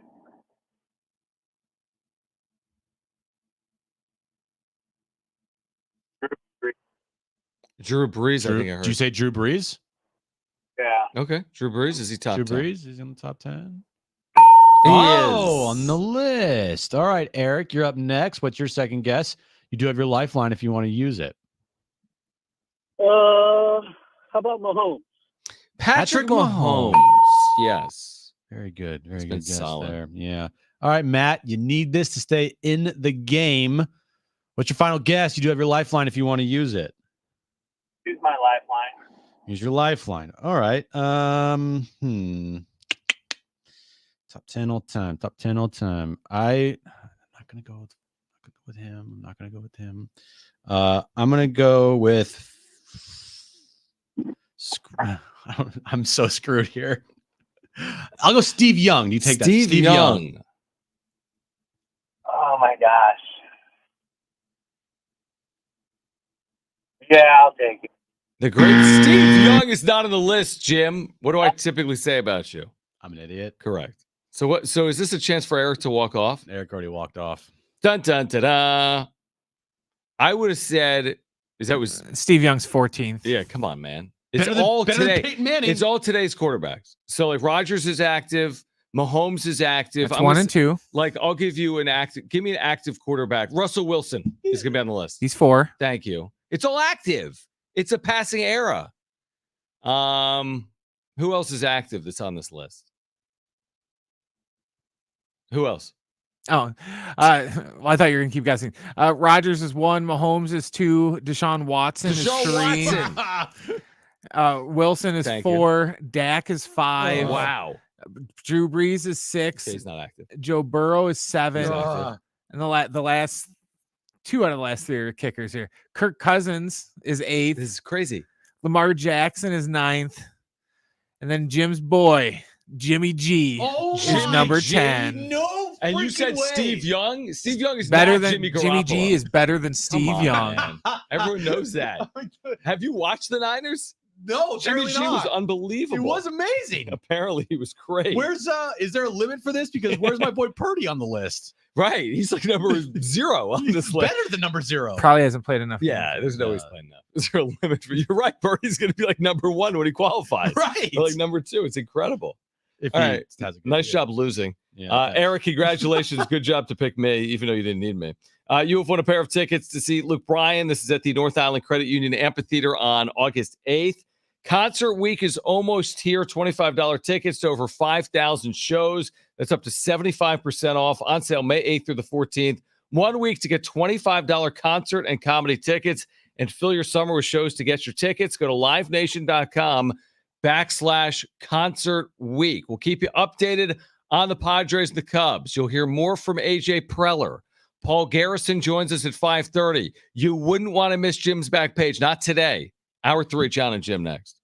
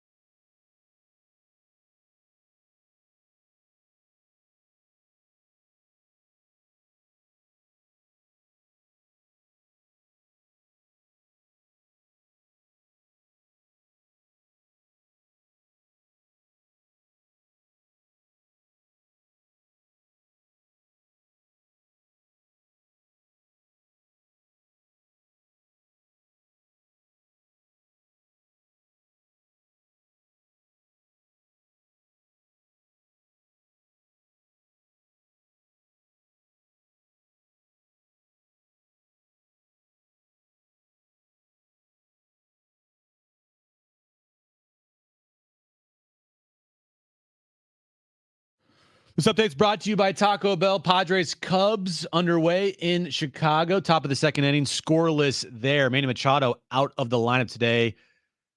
We'll find out why he's out of the lineup coming up next. Oh, wait, no, we talked about it. He's out of the lineup for just a rest day. Did you forget already? I already forgot, yeah.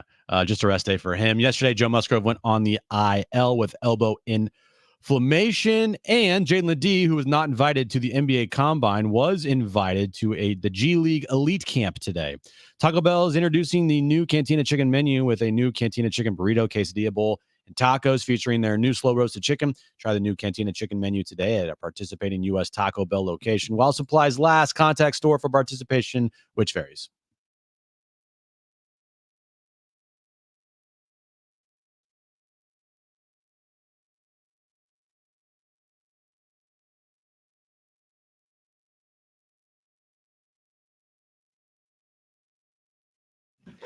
All right, San Diego, Southern California, what's going on? I missed that in the first 2 hours of the Open. Is LeBron a coach killer?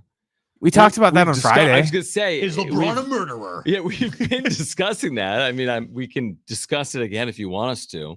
Padres and Cubs are underway from the south side. This would be Wrigley Field. Correct, John. Chicago, Illinois is the answer.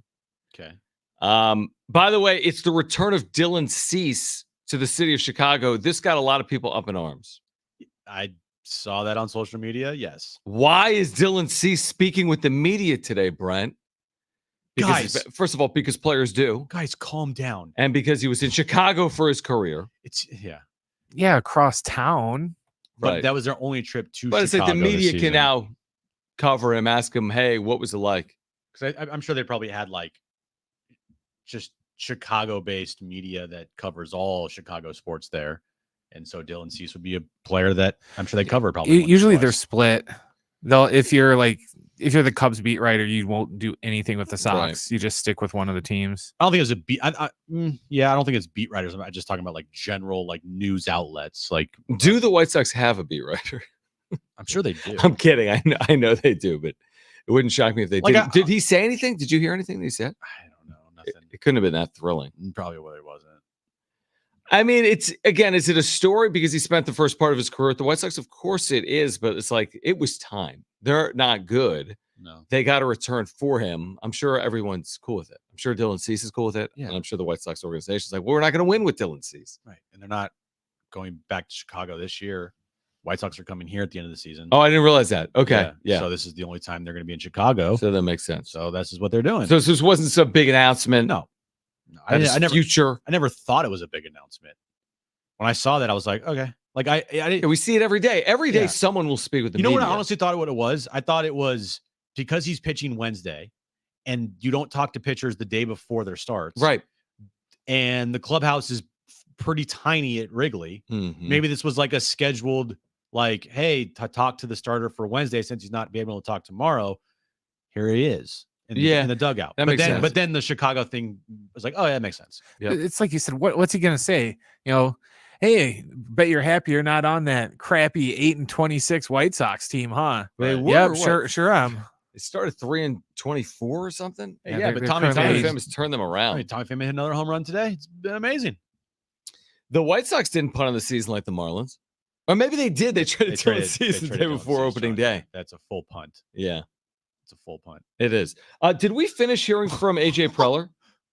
What are you laughing at? I'm just watching this Cardinals-Mets game, and the Mets third baseman got tangled up with the third base umpire as he was trying to throw to first base, and they both tripped over each other. Is that going to be a not top 10? Probably. Probably. Yeah. Okay, so can we hear the other soundbite from AJ Preller, which is on why getting Luis Arraez right now was the right deal? AJ, congratulations. How exciting is it to be able to bring a talent like Luis Arraez into this organization? Yeah, I think we're super excited. I mean, all of baseball ops, again, a two-time batting champion, and just a guy brings a lot of energy and obviously a ton of skill. So, somebody we've been looking at here for a while, and to be able to add that kind of bat and that kind of talent to the lineup is a good feeling for sure. you mentioned that you've been looking at him for a while. There was some rumors in spring training of talking about him and pitching and all kinds of other stuff. Was some of the groundwork laid back then, or why was now the right time to pull the trigger on this? Yeah, I mean, I think at the end of the day, we talked about, traditionally like waiting more till the trade deadline. I think for us, we like our team. We felt like we probably, even going into the offseason, losing Juan Soto, we knew, going to need to find other ways to get offense and kind of, add to our club. Left-handed bat was something that, we had to prioritize. And I think ultimately we talked about, we could wait or could go out and try to get one of the better left-hand bats that we thought would probably be available and do it now and go get, Luis Arraez for 140 games versus going to get somebody else for 60 games. So we know it's going to be a tough competition to get in the playoffs. I think ultimately when we felt comfortable with the asking price and what the deal was going to be, and more so having him here for the better part of the season, just something we felt like was a good opportunity for us. How does it fit in financially? Yeah, I mean, I think, I saw the reports. I mean, obviously, part of this deal where we got, cash consideration from the Marlins. So I think, ultimately it's something that, you always have a budget. You always have, different things you look at for the team, in terms of improving your talent and then doing it at certain cost. And I think this was one that just lined up both ways, where we could add an elite talent. We could do it at a price that ultimately fit for us here this year, and hopefully enables us to do some other things down the road if we need to. All right, that was AJ Preller on the Luis Arraez trade. It does make sense how, if you were already targeting this player for maybe down the road, why not try to do it now and get 130 plus games out of all him? those games? And also the fact is, like, you still really don't know if this team is going to be good or not. So why not try to give yourself the best chance to be good? So then you go to the trade deadline and then you can make more moves to the trade deadline. It makes all the sense in the world for the Padres. The quote unquote good team or better team always wants the good major league player for yeah. a longer period of time. I mean, AJ Preller's point is spot on. I mean, most trades occur with roughly 60 games to go in a season at a trade deadline, roughly, maybe even less, 55-ish games. You got close to 130 with this deal. That's not some deadline acquisition. No. That's like getting Tatis when he came off suspension and you had him for 130 games. It felt like he played a whole season for you. So I love the timing on it for the Padres. Yep. I don't necessarily get it for the Marlins, not because they're going to win. That's not the point. The point is, could they have maximized the returns just by holding off and getting multiple suitors and more leverage? But maybe a fear that he's not going to be the hitter that he's been if you're the Marlins. And he's not Juan Soto. For the, what the Nationals did was they knew that they were going to trade Juan Soto, and they waited to the very last second. And it didn't matter what his numbers were. Didn't matter to get a ransom deal. When we look at the Marlins, you're like, why wouldn't you wait for a guy that probably would have been your only all-star, probably a guy that's hitting in 300s? Like, why don't you wait to get like a quote-unquote ransom type of deal? Right. It just didn't make any sense unless they really love Head. Dylan Head. Yes. And Musgrove. I mean, here's the thing. Dylan Head. Phrasing. Shut up, nerd! You're such an idiot. The thing is, Dylan Head might turn out to be a great player, but he's 19, and he's probably multiple years away. Here's the thing. If the Marlins traded Luis Arraez and got one of these prized prospects, Dylan Lesko, Robbie Snelling, Ethan Salas, Leo DeVries, or however you say his last name. DeVries. Whatever. Then, okay. Like, then I would have been like, wow. Makes sense. That's why you did it now. You got something that seemingly may have been untouchable. Right. And you got it from the Padres for a very good player. Yeah, Ethan Salas. You made him pay. Snelling. You made it hurt. Yeah. But, and I don't know anything about Dylan Head. He was drafted last year. I don't know if the Marlins know anything about him. I'm sure they love his skill set and his potential. Well, and I'm sure the Padres did too. They took him the first round. But when you have Jackson Merrill kind of locking down your center field spot here and looking like he is going to stick at the big league level, he might not be a superstar, but he's holding his own, and he's 21, and the guy behind him's 19. Right. You'd have to have a position change for Dylan Head somewhere down the road. That's never been a Padres problem. That's never been a problem. But no, it's a good point. Like, I don't know, man. I'm just glad that we don't do Miami Marlins talk radio because I think we'd be talking more Dolphins. Oh, for sure. You think? One Or would the Miami Marlins Heat. dominate the? And what Pat Riley said had to today say about Jimmy Butler. today. Yeah, that would be probably more. Of a That's story. pretty funny. The Marlins would be very last. And we would have segments of our show where we just absolutely eviscerate this Peter Bendix guy. Yeah. And just, You just brought up Ryle, so I have to bring it up. Does he looks so weird with white hair? And yes, I know he's super old now. He's but had white hair forever. He has. Well, I know, but I'm just used to slick back Riles, not old man Didn't he have River white with hair in the white 80s? hair. Yeah, No, he's had white hair for a long time. Like Probably early 30 years. That's like 1997. How old is he? That is a good point. He's not young. He's old. Man, he's pretty accomplished, is he not?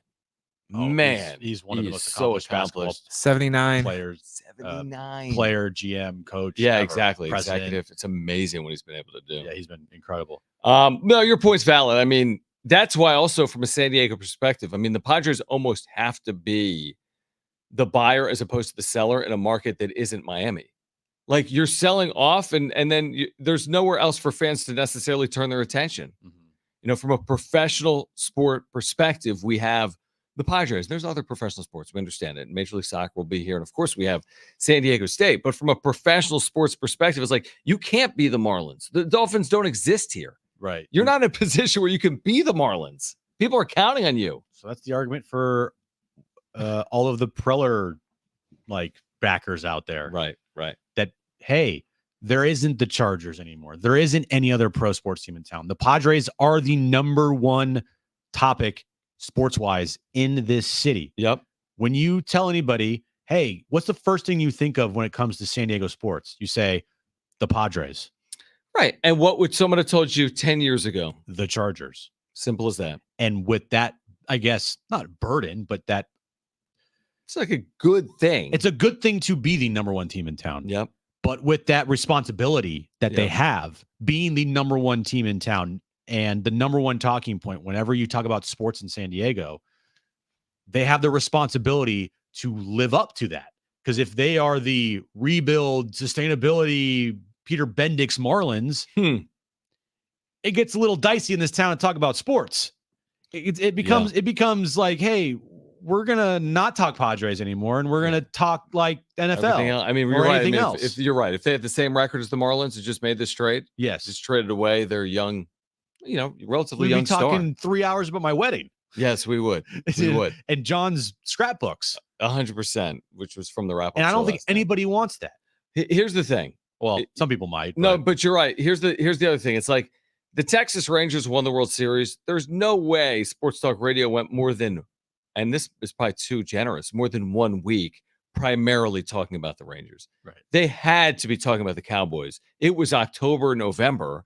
The Cowboys are in the midst of their season. They probably spent a day or two primarily on the Rangers after they won the World Series and immediately got back to talking about the Cowboys. Oh, 100%. And again, I understand it. The NFL's huge. If you have an NFL team, if we had an NFL team in market, we would be talking a lot about it. Right. We just don't. Right. Because we cater to what matters the most in San Diego sports, which is the Padres. And then because we're the home of the Aztecs, and also I think the Aztecs resonate here. Aztecs, Padres, pretty simple. Right. So with what AJ Preller does, keeping this team as relevant as possible in this town and from a national perspective in the baseball world as well. You almost hear me like, to our discussion earlier, do you want the fluff? Do you want the excitement without the substance? Or do you want to trade all that substance and fluff away to become winners? The Aztecs have a developing story. Elijah Saunders, the surprising transfer portal addition late, has committed to the University of Virginia to become a Cavalier, H-O-O. A Cavalier, remember, this was a team that was heavily scrutinized for the lack of offense last year, got into the NCAA tournament, won a national championship after losing the first round as a 1 seed, then won a national championship. Very well resourced, very successful long-term program, multiple national championships, I think now. At UVA, Elijah has committed to the University of Virginia. Remember, he put out the lengthy post. This isn't about NIL. This is about much more than that. point, but he visited the University of Washington. He was there this weekend. If you follow him on social media like I do, you saw he was at the University of Virginia over the last, I'd say, 48 hours, probably 2 days. And today, per On3 Sports, Elijah Saunders has committed to the University of Virginia. Do you have a reaction to that news?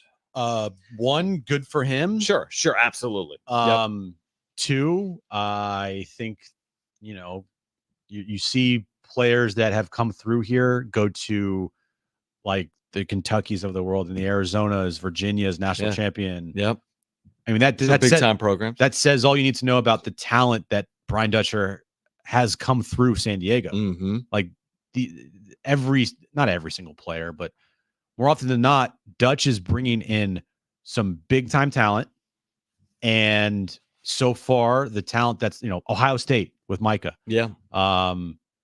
Lamont to Kentucky, Elijah to UVA, last year Keyshawn Johnson to Arizona. These are all. Now, again, I would always say San Diego's also a that's school. I was going to say well. San Diego State.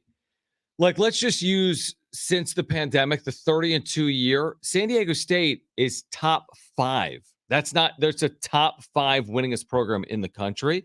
Now, there's also programs over that period of time that have won national championships. I'm trying to think who's, you've had high level programs in there as well, like the Baylors and the Kansases and obviously UConn, but San Diego State is right there. But again, there's a lot of things in this now. Like the NIL part of it is a part of it. And I don't know if it's a part of it for all players, but it's at least a part of the conversation. Well, the schools that we just mentioned there, Virginia, Kentucky, Arizona, Ohio State, what do all 4 of those schools have in common? I would assume their NIL is larger than San Diego State's. Not only larger, but like maybe you could argue double. I don't know. They're all Power 5. That's what they have in common. And you think Power 5 is more resource than programs potentially outside of it. Yep. I don't know what the Ohio State basketball collective looks like. Your point's valid. It could very well be much larger than San Diego State's. I have no clue what the UVA collective looks like. To your point, there's a very high likelihood they've won a national championship recently. They're in the ACC, that they do have, potentially more dollars. We had Brian Dutcher with us Friday. He's like, we're not going to be the Yankees, but the Yankees haven't won a World Series since 2009. So we're not the most well-resourced in terms of dollars, although I think the Mesa Foundation has done a really good job and donors have played a significant role. But I don't know why Virginia. I have no idea. I actually thought initially out of Phoenix, maybe you'd seen Arizona or Arizona State get involved, but it's the University of Virginia. Did you see the reports that he did have a visit with Virginia 2 days ago? Yeah, he was just there. Yeah. And he made his decision fairly quickly. Yep. But yeah, it's players going to places with presumably large pockets. Mm-hmm. Is that a bad thing? You could argue it because it's taken away these good players from San Diego State, but it's just the way of college athletics now. There has to be some type of regulation. I do believe that. We talked about that last week. But that doesn't also mean that Dutch doesn't bring in good players here, because he does. He absolutely does. Look at this roster for next year. There's some pretty good players on this team. We'll see how it works out. We'll see the fits of all these guys and whatnot. But he has a style of player that he goes out and gets. And what Dutch does really, really well is he's working every angle. And it's not sometimes a player that you might know of the top of your head, right? It's maybe a guy at like a Jay Powell. Did anybody know who Jay Powell was last year before he transferred here? Probably not. No. And he came in here and he was very successful, became a starter, and frankly, won them a couple games with his defense. Mm-hmm. So that's what Dutch does very, very well. And so that's just college athletics right now until things change. Yeah, and I don't know if it's gonna continue to change. I just don't know how it's gonna change. And I don't know if it's ever gonna change to quote unquote benefit San Diego State. I think all the rules are to the advantage of high majors, right? They benefit Ohio State football. They benefit Kentucky basketball. And you got to find a way to carve out your lane. To your point, that's what San Diego State basketball does. They find players that fit their system and they win. Not regardless of player, they've had great players. Spectacular players, NBA caliber players from Kawhi Leonard on down, right? I don't have to list them all off, but there's been a lot of players over the last decade plus that have played in the NBA. And like I've said a lot over the last 10 or 15 days, you trust Brian Dutcher and his staff to find pieces that fit their system. And I think they've done that. Nick Boyd, obviously Wayne McKinney III out of USD, Coleman Jones, the center that they've added as well. It's going to look different, but I would tell you it looks different in Kentucky, where they change over the freshmen every single year. Or it looks different at Ohio State. They have a new coach this year, and they'll have a million new players. Duke is going to be like a preseason number one. They have Cooper Flagg, this huge recruit. Right. They had 7 players in the portal. And guess what? Cooper Flagg will probably be gone next year. Exactly. He'll be there for 1 year because he's going to be in the NBA. Exactly. Right. So does this mean did you watch any more Arizona because of Keyshawn Johnson? Did you throw it on at all? Did you see him a little bit? Their highlights intrigued me. Yeah. Because I wanted to see what Keyshawn was doing there. And every time I watched like Sports Center and I saw highlights of Keyshawn throwing down slam dunks from Caleb Love, lobbing it to him, like that was intriguing, but I didn't like go out of my way to watch Arizona games. Will you do that with like Lamont at Kentucky?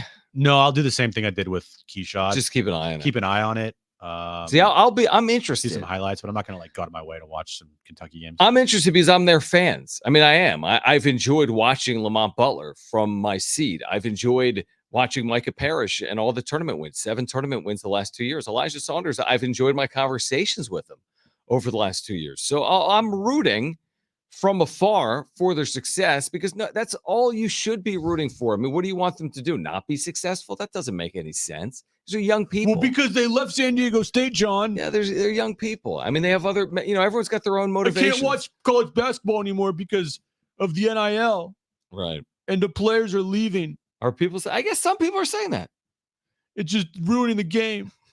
Who are you being, by the way? I don't know. Just text line, social media. Sure. Something like that. Pretty much. A lot of text line. We could talk to Paul Garrison about it from the East Village Times. He'll join us on the other side. Plus, the Aztecs football program coming out of spring football, getting ready for fall practice coming up as well. So Paul Garrison from the East Village Times will join us on the other side. Padres and Cubs will keep you updated this afternoon as well. Plus, Jim's back page. Stay with us on Jon and Jim.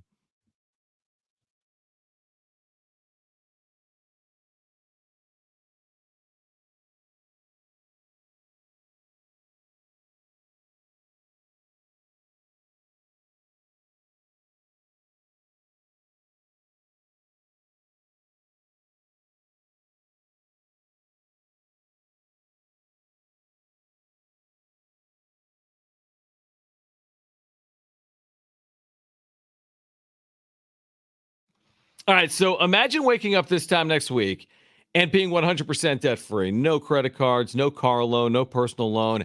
Hey, guys, it's Schaefer. Loan Pronto's Equity Express line of credit can make that happen. Homeowners are turning their home equity into cash. They're doing it almost instantly with Loan Pronto's AI-based system, and you can get approval in about 10 minutes. No documentation, almost no documentation, no appraisal, no hassle. You can get hundreds of thousands of dollars out of your home, folks, and you can use that money to pay off all your other loans. In fact, the average homeowner saves over $850 a month. That's crazy money.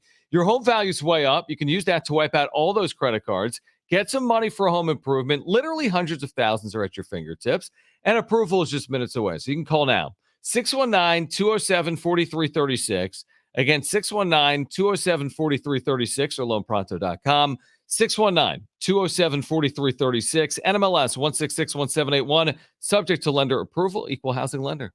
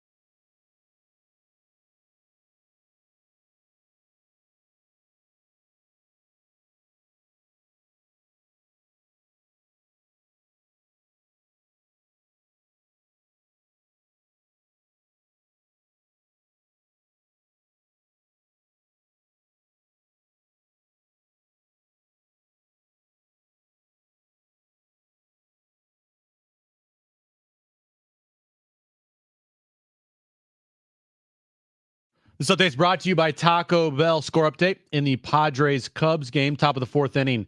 It is still scoreless in Chicago. Manny Machado out of the lineup today. Just a rest day for Manny. Donovan Solano was called up early in the day. He's starting today at third base. Of course, Joe Musgrove went on the IL yesterday afternoon before their game versus the Diamondbacks. In Aztecs news, Jaden Ledee, after not receiving an invite to the NBA Combine, did receive an invite to the G League Elite Camp today. Taco Bell is introducing the new Cantina Chicken menu with a new Cantina Chicken burrito, quesadilla bowl, and tacos featuring their new slow-roasted chicken. Try the new Cantina Chicken menu today at a participating U.S. Taco Bell location while supplies last. Contact store for participation, which varies.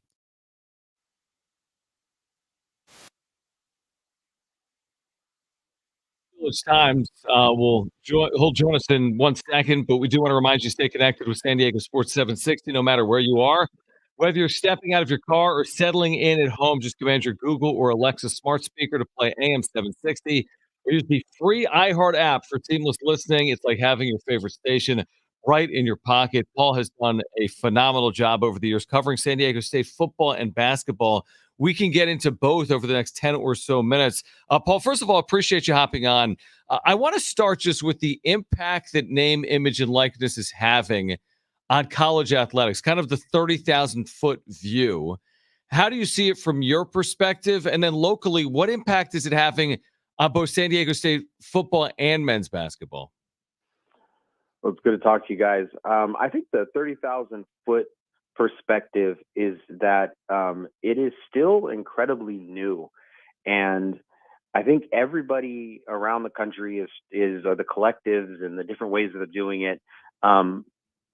Everyone is trying to become the trendsetter in what's going on, and I think that different groups have done it in different ways. Whether it's a group like Memphis that had FedEx, pledge $5 million every year for the next 5 years. Mississippi State. They've become kind of the small donor capital of the world, and they've been able to have a great, kind of leading the industry because they've gotten so many, kind of those small donor, thousands of them. And I think locally, I think in some regards, it's just now starting to get to San Diego State. I think that obviously coming off of a national championship game, I think that, some of the players who, after they graduated this year, have went into the portal. I think last year they were a little hesitant whether or not, the money that they were being offered was actually going to come through, and they weren't sure how stable that stuff was. But I think those questions got answered.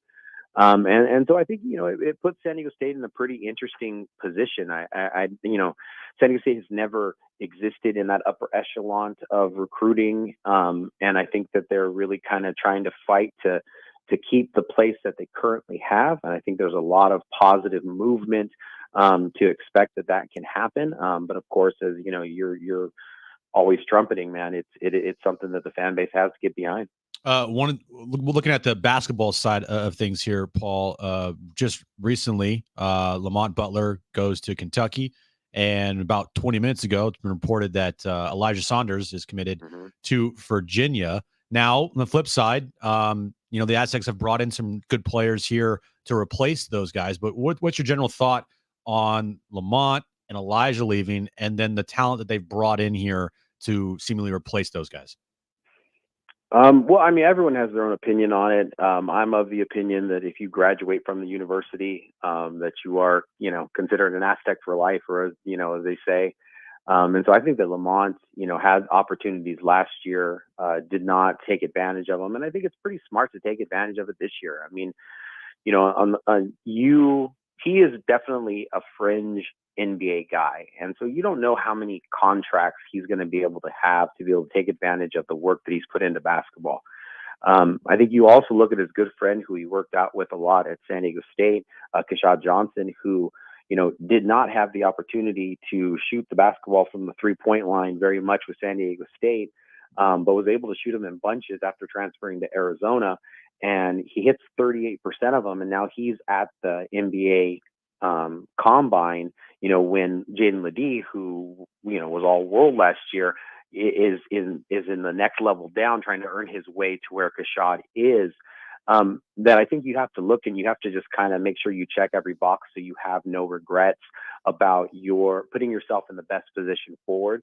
And then with Elijah Saunders, I just think that I think that, you look at the roster last year and just pure talent. I think that, you can make an argument that he was the most had the most potential to be in the NBA with just how much skill he had, how big he is, how athletic he is. But I think that this is in some regards going to be kind of the new normal where, guys who come in and play, especially when they're young, they're going to be hot commodities, and it's going to be imperative for San Diego State to try to be able to keep some of these guys. And, as Elijah put out in his announcement of it, there are other circumstances around just NIL that made this a move that he needed to do. And then again, that's the reason for the opportunity to transfer, is for the players to have more control over their futures. Paul Garrison, East Village Times, with us right now on Jon and Jim. Now, Paul, I've seen your writings in the EVT about the work that Sean Lewis and his staff are doing on the recruiting trail. It's really been a remarkable transformation. I think that's probably the appropriate way to look at it. Really, the changes that we've seen on the roster, which again is to be expected under a first-year head coach and also expected in this NIL and transfer portal era. What can you tell us about some of the work they're doing now on the offensive and defensive lines? Because we've seen the skill, and it looks like there have been some real upgrades, but now they're coming in on the lines as well. I know you wrote about a Yale transfer in Ezekiel Larry. They also had an Illinois transfer in Jared Beatty, I believe, a couple of edge rushers. What kind of work are they doing right now in those offensive and defensive lines?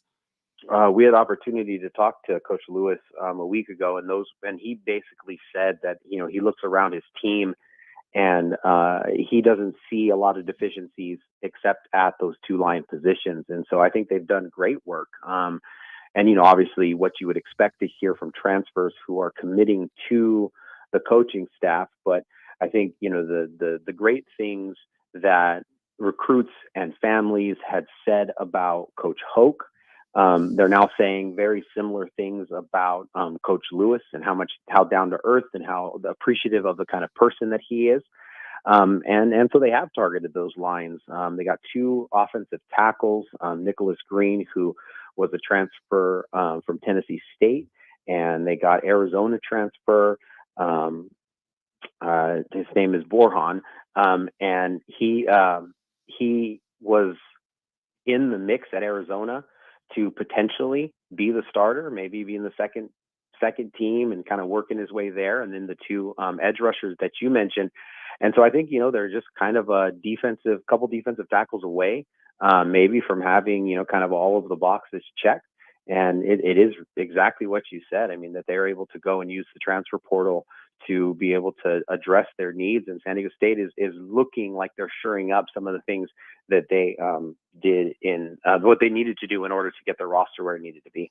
What did you think of what you saw in the spring game a couple weeks ago?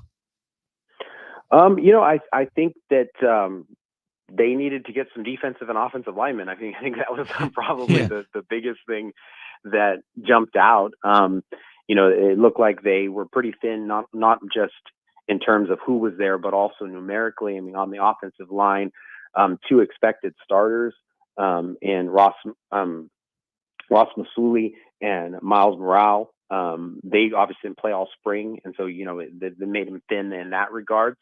And then defensively, they really lacked that kind of space-eating defensive tackle. I think they had Brandon McElroy, who has transferred, as maybe the hope that could be that guy. But they looked a little thin up front. Outside of that, I mean, I think you kind of got to like they're too deep all the way through. I think they're kind of in a position potentially with one of these scholarships they still have available to kind of go and see if you can get a difference maker.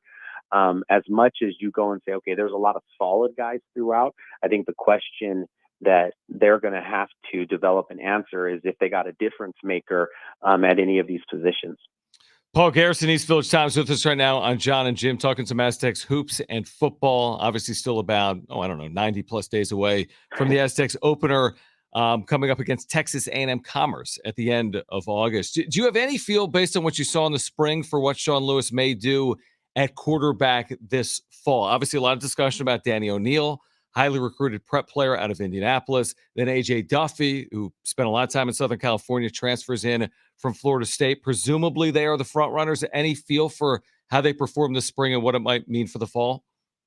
Yeah, I think AJ Duffy, from the times that I was able to watch, it definitely looked like he was ahead. And I think there's a lot of different ways that you can look at it. On the one hand, when talking to Coach Lewis, he told us that he wanted to be able to name a starter coming out of spring. And the fact that he was not able to do that meant that there was something that AJ Duffy was not able to do in order to kind of get that spot solidified. The deep ball was something that was hard for AJ Duffy to be able to consistently complete.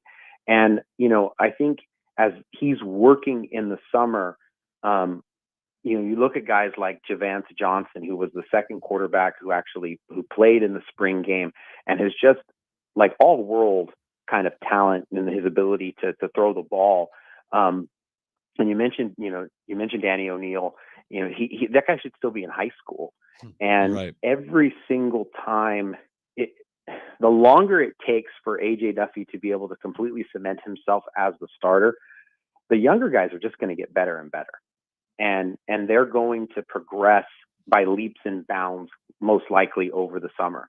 And so the fact that they're keeping that open, I think is something like if there was a time where AJ Duffy could just distance himself, I think it would have been in spring. And I think he's going to have a harder time doing that going forward, but I still would absolutely consider him the favorite. Paul, love all the work you're doing with the East Village Times, also on social media. You can find Paul Garrison on X at Padre de Cuatro on X. Great resource for Aztec fans. You really are with the East Village Times. Thanks for hopping on. We'll do it again soon, all right? Thanks, man. Appreciate you guys. All right, good stuff. Paul Garrison. Talking some hoops, talking some football, talking some Padres. Well, if Jim's back page on the other side, plus an update from Wrigley where the Padres and Cubs are well underway. Stay with us on Jon and Jim.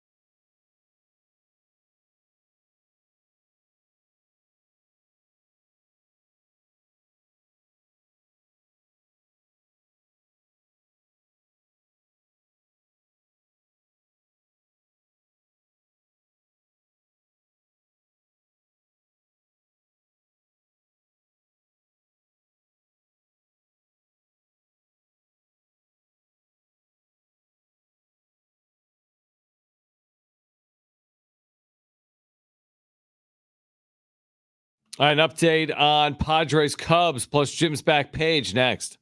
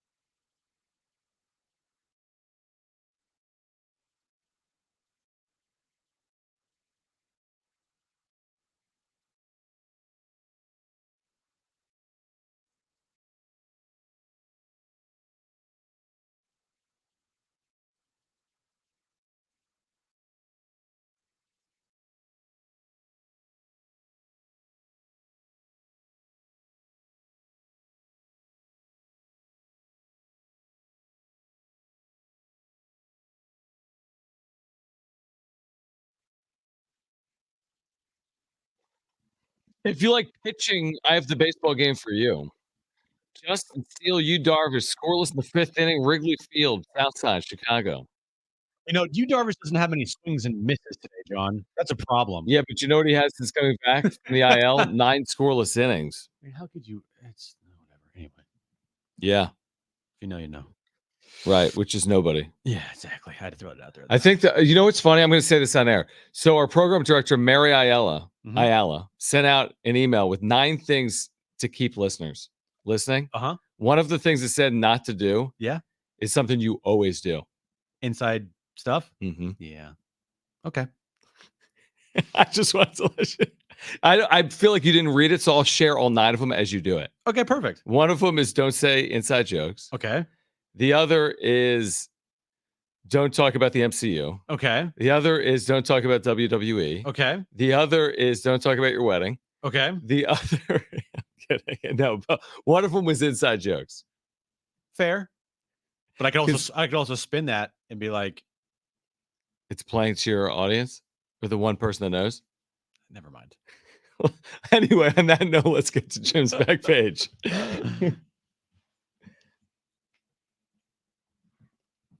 I'm going to find the list. Find the list. Yeah, I'm going to find the list. Find this list. So earlier in the show, we were kind of discussing is it, Revenge of the 6th or is it Revenge of the 5th? Well, the official Star Wars account has claimed that it is Revenge of the 6th. And today, because it is Revenge of the 6th, they have put on their social media accounts links to special Sith dark side memorabilia deals, so to say. What can I get? You can get a Sith t-shirt on Amazon for a discount. Okay. You can get a really cool Darth Maul Mastermind watch by Citizen. You can get a Star Wars Black Series Emperor Palpatine on the throne by Hasbro for a discounted price. They have discounted dark side little like durables, which are kind of like the Pops, but they're smaller than the Pops. Okay. An Imperial Star Destroyer by Lego. You can get that at a discounted price on Amazon. And the Darth Maul waffle maker is on discount right now on Amazon for and Star Wars the website because of Revenge of the Sixth. Like, do you think a lot of product is moving on the 6th? I feel like May 4th is way bigger than May 6th in regards to like the Star Wars. Well, here's what fandom. Star Wars is doing, John. They're Mhm. creating things out of nothing to make this last longer. Yeah, I Like, see that. Hey, we have a mate. It's like the NFL. Yes, Yes. they are they're big. So why not create multiple days where we can When's celebrate the next Star Wars? time we get something real? Not a waffle maker's $4 off, but like a new movie, a new movie? series, a new character, Star a new Wars theme. The Acolyte, which is in June, I believe. In a month. In a month from now. Is what? Disney Plus? Disney Plus. A series. A series. What's called- that about? It's about the Old Republic, like 200 or 300 years before the events of Episode 1. Right, Brent? It's like hundreds of years before. Hundreds of years before. The events of Episode 1, which is the rise of Anakin Skywalker and the Darth Vader. So it could be very boring because hundreds of years before it, maybe nothing happened. Or it's actually really interesting because it's the rise of like the Sith. And So it's a precursor. Yeah. It's a prequel. Prequel to the prequels. All right. Let me know how it turns out. A prequel to all of the prequels. Okay. Let's move on here. So usually when you look at like checks, after a check's written, you just rip in, like you deposit the check, like you just rip it up. Yeah. Right? Agreed. What if I told you that a check that was written by Tupac back in 1993 for $1,000 That's worth a lot. sold the other night? How much would you say it sold for? A check for actual money. How much is a check for? $1,000. But wait, did the check get cashed? The check got cashed and it got stamped, so it's Right. So deposit a check, but from Tupac Shakur. I would say that would have sold for $11,941. okay. That's an exact number. 5,000. You are right on the number. 11,941. Right down to the Yeah. cent. No, I'm not. No, you're not. $10,128. I was close. So 10 grand for a check written by Tupac for $1,000. Wow. That's crazy. What do you do with it? You frame it and say, "Oh, look, this is Tupac's, signature on the check." But first of all, how did this check like get kept and Good then point. sold? Like who Did it had say what it was for? Was there something in the memo notes? it's the actual check, and It's it for says for Revenge of the Sixth t-shirt. it just says pay to the order of For a cash. waffle maker. Wow, $1,000. $1,000. February 3rd, That's 1993. crazy, actually. And it says his account number too. That's crazy. So it's like literally everything for Tupac here. It's wild. I will never go to an F1 race ever Why? because it is ungodly amounts of. No, not if you watch the script like I did. So if you wanted to go to the Hard Rock Beach Club at Miami. F1 on Sunday in Miami this past Mhm. Sunday, right? $1,000 a ticket. Be like, I better get some like pretty good perks here Sure, if I'm paying $1,000. $1,000 to get in this F1 race. That I mean, F1, give me a break. Yeah. No. Here's some items on the menu, the concession stands. But you have to buy. Okay, so it's $1,000 for the ticket, and then I have to buy food. Yes. Okay. Maine lobster rolls, $280. No. Yellowfin tuna pokey, $170. What are we doing? Fruit refresher, which is pink pineapple, watermelon, stone fruit, kiwi, and coconut granada, $190. If you wanted to add 1 ounce of caviar to any item, $400. Was this for one? Like, I'm getting a lobster roll for one person? Or was it for like 8? For one person. It's like when you go to a club and the bottles are $400, you could buy them at the liquor store for like $20. If you wanted an F1 platter, might be good for a group of people. Sure. You can get a slider. You could have got sliders. with secret sauce. Yeah, how much is that? You get a quesadilla with chipotle sauce and crispy chicken tendies How with honey much? mustard. Oh, $1,000 At $290. for chicken tender. Chicken tendies. Come on, man. Give me master's pricing. It was like $350.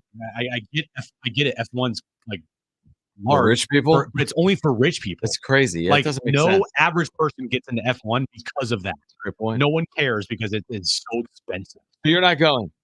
I'm not going. No, I'm not going to watch or go to an event that you're asking $280 for a quesadilla. I was going to ask you if you want to go to Monaco this weekend. I'm not Or when rich. is that? I'm not rich, Sean. I don't care. Okay. Well, your wedding shows otherwise because it doesn't look cheap. Well, I'm broke, actually. Now, That's a good so, point. Yeah. All right. If you missed anything today, sportssd.com, iHeartRadio app, iTunes, TuneIn Radio, or Spotify. Please leave a review if you're listening to us via the podcast. Find us on social at Jon and Jim, JONANDJIM. We're back tomorrow at 3 talking Padres Cubs. And for Brent and Jim, I'm John. Keep it here at San Diego Sports.